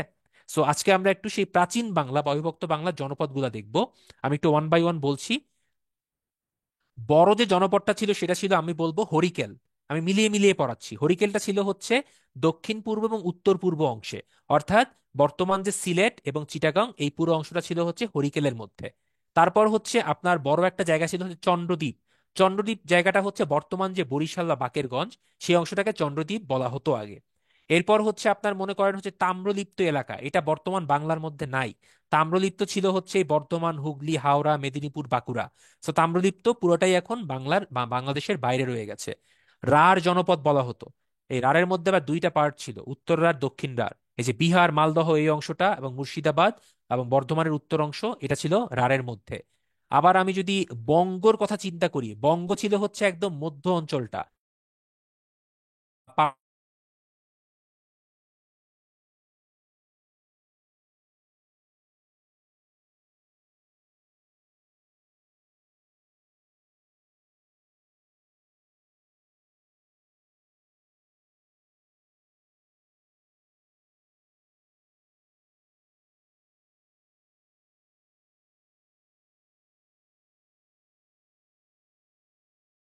বেঙ্গলের মধ্যে পড়েছে। যে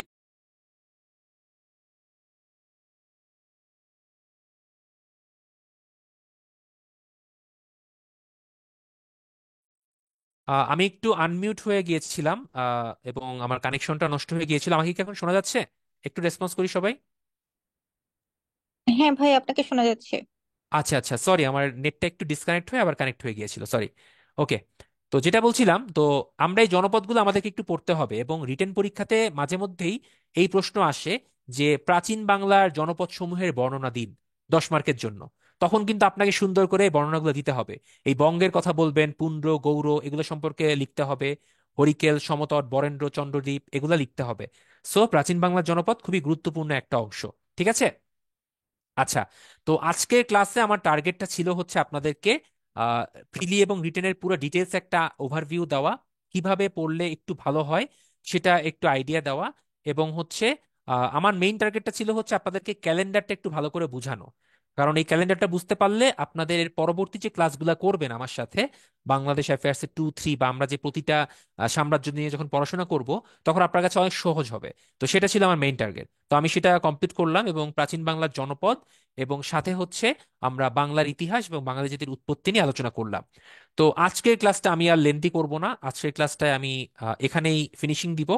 এবং আহ, এই স্লাইডটা একটু পর আপনাদেরকে দিয়ে দেওয়া হবে গ্রুপে। এবং এই স্লাইডের সাথে আপনাদেরকে আমি 3টা এক্সট্রা ম্যাটেরিয়াল দিব। এই স্লাইডটা থাকবে, রেকর্ড সহ থাকবে, এবং 3টা ম্যাটেরিয়াল থাকবে যেখানে প্রাচীন বাংলার মানে মুসলমান।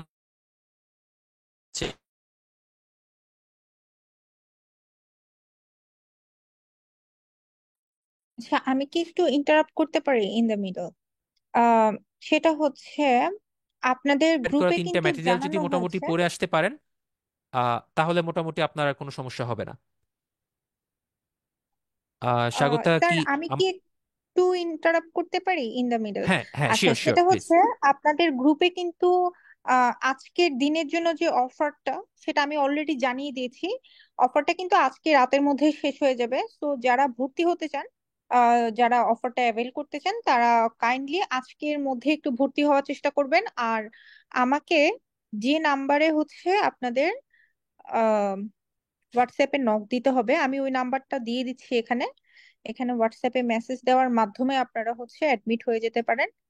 আমি আপনাদেরকে হচ্ছে আম, যেটা রিকোয়েস্ট করব, আপনারা হচ্ছে অবশ্যই দ্রুত ভর্তি হয়ে যাবেন। ঠিক আছে? আপনাদের কিন্তু মেইন কোর্সটা শুরু হলে মেইন কোর্সের ক্লাসগুলো, যেমন আজকে বা আমাদের যে ফ্রি ক্লাসগুলো, সেখানে কিন্তু মোটামুটি আমরা কি পড়াবো, কিভাবে পড়াবো, আমাদের কোর্সটা কিভাবে রান করবে, সেটার উপরে হচ্ছে আইডিয়া দেওয়া হয়েছে। মেইন কোর্সে হচ্ছে আমাদের রুটিন ওয়াইজ হচ্ছে ক্লাস হবে। তো রুটিনটা হলো যে, আমি এই 10-15 মিনিটের মধ্যে আপনারা গ্রুপে পেয়ে যাবেন। আপনারা আমাদের কোর্সে যারা এনরোল হতে চান, তারা কাইন্ডলি একটু দ্রুত হচ্ছে অ্যাডমিট হয়ে যাবেন। কারণ আপনি যদি ইন দা মিডিলে এসে অ্যাডমিট হন, তাহলে কিন্তু কিছু জিনিস মিস করে ফেলবেন। যদিও আমাদের ক্লাস এবং পরীক্ষা সবই থাকবে, আপনারা পরে এসেও দেখতে পাবেন। বাট স্টিল, আপনি যদি হচ্ছে একই সাথে হচ্ছে শুরু করেন, আপনার জন্য সুবিধা হবে আর কি। ঠিক আছে, থ্যাংক ইউ সবাইকে। Thank you Swagata. আমরা অলরেডি হচ্ছে আপনাদের জন্য আমি বুক রেফারেন্সটা দিয়েছি। মানে বাংলাদেশ অ্যাফেয়ার্স এর জন্য যে বইগুলো আমাদের মোটামুটি লাগবে সেটা হচ্ছে নবম দশম শ্রেণীর বাংলাদেশ ও বিশ্ব পরিচয় বইটা, সাথে একাদশ দ্বাদশ শ্রেণীর পৌরনীতি ও সুশাসন একটা বই আছে। এটার রাইটার হচ্ছে আহ, আমার রাইটারের নাম মোজাম্মেল।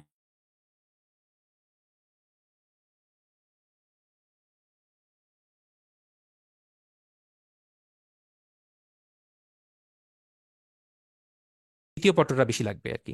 সাথে আমরা যে ম্যাটেরিয়ালস গুলো প্রোভাইড করবো এটা তো দেখবেন। আর ইফ নেসেসারি আপনাদের যদি মনে হয় যে আহ, আরো কোনো কিছু পড়তে হবে বা দরকার, অসুবিধা নেই, যে কোনো গাইড বই আপনি ফলো করতে পারেন। বাট অনেকেই বলে বেসিক ভিউ, অনেকে বলে ইউনিক, অনেকে বলে অমুক তমুক। বাট আপনাদেরকে একটা কথা আমি বলবো, আগের দিন আমার ক্লাসটা আপনারা করেছিলেন কিনা একটু রেসপন্স করবেন, যে প্রিলিতে কত টার্গেট করা উচিত এটা নিয়ে আমি একটা ক্লাস নিয়েছিলাম। 120 থেকে 130, আমি সর্বোচ্চ কত নাম্বার সর্বনিম্ন কত নাম্বার এরকম একটা অ্যানালাইসিস করেছিলাম আপনাদের সাথে। কারা কারা ওইটা করেছিলেন একটু রেসপন্স করবেন, মনে আছে কিনা অ্যাটলিস্ট সেটা একটু বলেন। আচ্ছা, গুড। যদি মনে থাকে খুবই ভালো, ওইটাকে ভাইয়া অবশ্যই ভালো করে, আচ্ছা যারা করেননি তাদের জন্য ওই লেকচারটা কিন্তু হোয়াটসঅ্যাপ গ্রুপে ইউটিউবের লিংক শেয়ার করা আছে, ওখান থেকে দেখে নিতে পারবেন, কোনো সমস্যা নেই। আচ্ছা, তো ওইটা যদি মাথায় রাখেন আপনার কিন্তু প্রিলিমিনারি 30-এর মধ্যে ম্যাক্সিমাম 20 বা 22 এর উপর লাগে না। সো টার্গেটটা করতে হবে স্ট্র্যাটেজিক্যালি। আপনার যে অংশগুলো রিটেনের সাথে বেশি গুরুত্বপূর্ণ সেগুলো প্রিলিমিনারিতে ভালো করে পড়বেন, যেমন মুক্তিযুদ্ধ, এই বাংলার ইতিহাসগুলা, সংবিধান, এইগুলো একটু বেশি ভালো করে পড়বেন যেন লিখিত পরীক্ষাতেও এগিয়ে যেতে পারেন। আর পরিণতি সুশাসন বইটা মুক্তিযুদ্ধের জন্য খুবই ভালো, দ্বিতীয় পত্র সব আছে, আপনারা এই বইগুলোকে মোটামুটি রেফারেন্স রাখতে পারেন।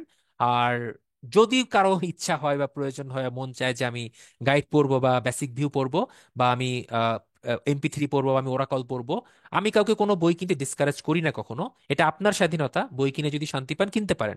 বাট একটা ব্যাপার কি, আপনি যাই পড়েন না কেন সব বইতেই ঘুরে ফিরে ইনফরমেশন একই, কোথাও একটু বেশি কোথাও একটু কম। বাট কোনো বই থেকে যে ডিরেক্ট কপি হবে বা কমন পড়বে, এই আইডিয়া বা এই গ্যারান্টি আপনাকে কেউ দিতে পারবে না, আমি লিখে দিলাম, কেউ পারবে না। সবাই হচ্ছে পরীক্ষা হওয়ার পরে ওই প্রশ্নটা তার গাইড বইতে আছে কিনা সেটা প্রকাশ করে ফেসবুকে পোস্ট দেয় যে এখান থেকে 20টা কমন, এখান থেকে 25টা কমন। আরে ভাই, সব বইতেই তো ইনফরমেশন গুলো আছে, তো আলটিমেটলি কমন তো সব বইতেই আছে। সেগুলো নিয়ে বদার্ড হবেন না, যে কোনো একটা বই আপনি ফলো করেন। বাট এই 9-10-এর বই, একাদশ দ্বাদশের এই বইটা এবং আমাদের ম্যাটেরিয়ালস গুলো ডেফিনেটলি ভালো করে ফলো করবেন, অনেক কাজে আসবে। ঠিক আছে? তো আজকে আমার মনে হয় আমরা এই পর্যন্তই শেষ করি। ইনশাল্লাহ আপনাদের সাথে এরপরে রেগুলার আমাদের যে পেইড কোর্সগুলো আছে সেখানে কথা হবে। আপনাদের সাথে বাংলাদেশ অ্যাফেয়ার্স, ইন্টারন্যাশনাল অ্যাফেয়ার্স বলেন, ম্যাথ বলেন, বা যে কোনো কিছুতে বলেন, ইনশাল্লাহ সাথে থাকবো। আমাদের পুরো বিশেষ কোয়েস্ট ফ্যামিলির সাথে থাকবে। তো সবাইকে ধন্যবাদ। আমি আমার পার্ট এখানে শেষ করছি। স্বাগতা যদি কিছু বলে শেষ করতে চাও, শেষ করতে পারো। সবাইকে ধন্যবাদ, আসসালামু আলাইকুম। আচ্ছা, আম, আমার পার্টে ফার্স্টে আমরা হচ্ছে যে একটা পোল নেই, যে আজকের ক্লাসটা কার কেমন লাগলো, এটা ওয়াইজ আমরা হচ্ছে একটা পোল নেই। আমরা কি পোল ক্রিয়েট করতে পারছি? যে কোনো একটা কারণে আমরা পোলটা ক্রিয়েট করতে পারছি না। সাবির ভাইয়াকে আমাকে একটু হেল্প করবেন পোলটা ক্রিয়েট করার জন্য? আমি দেখছি পোল ক্রিয়েট করা যায় কিনা। আচ্ছা, ইন দ্য মিন টাইম আমি একটা কথা বলি, সেটা হচ্ছে আম, আপনারা অনেকেই হচ্ছে এই প্রশ্নটা আমাকে করছেন যে হচ্ছে আমি কোন কোচিং এ ভর্তি হব বা কিভাবে পড়লে প্রিলিতে পাশ করা যাবে এই। তো এটা হচ্ছে আপনার আম, প্রিলিতে পাশ করার জন্য আপনি যে কোনো ভাবেই পড়েন না কেন, পরীক্ষা নিজের মতো করে দেন না কেন, আপনার প্রস্তুতি আসলে হয়ে যাবে। প্রিলি আমরা যখন পাশ করেছি আমরা আসলে প্রিলিতে আসলে আমরা কোনো কোচিং করি নাই। তো ব্যাপারটা সেটা না, ব্যাপারটা হচ্ছে আপনার এখন প্রিলি পাস করাটা অনেক কঠিন। First of all, second of all, আপনার হচ্ছে ফুল টাইমে ফোকাস থাকাটা অনেক কঠিন।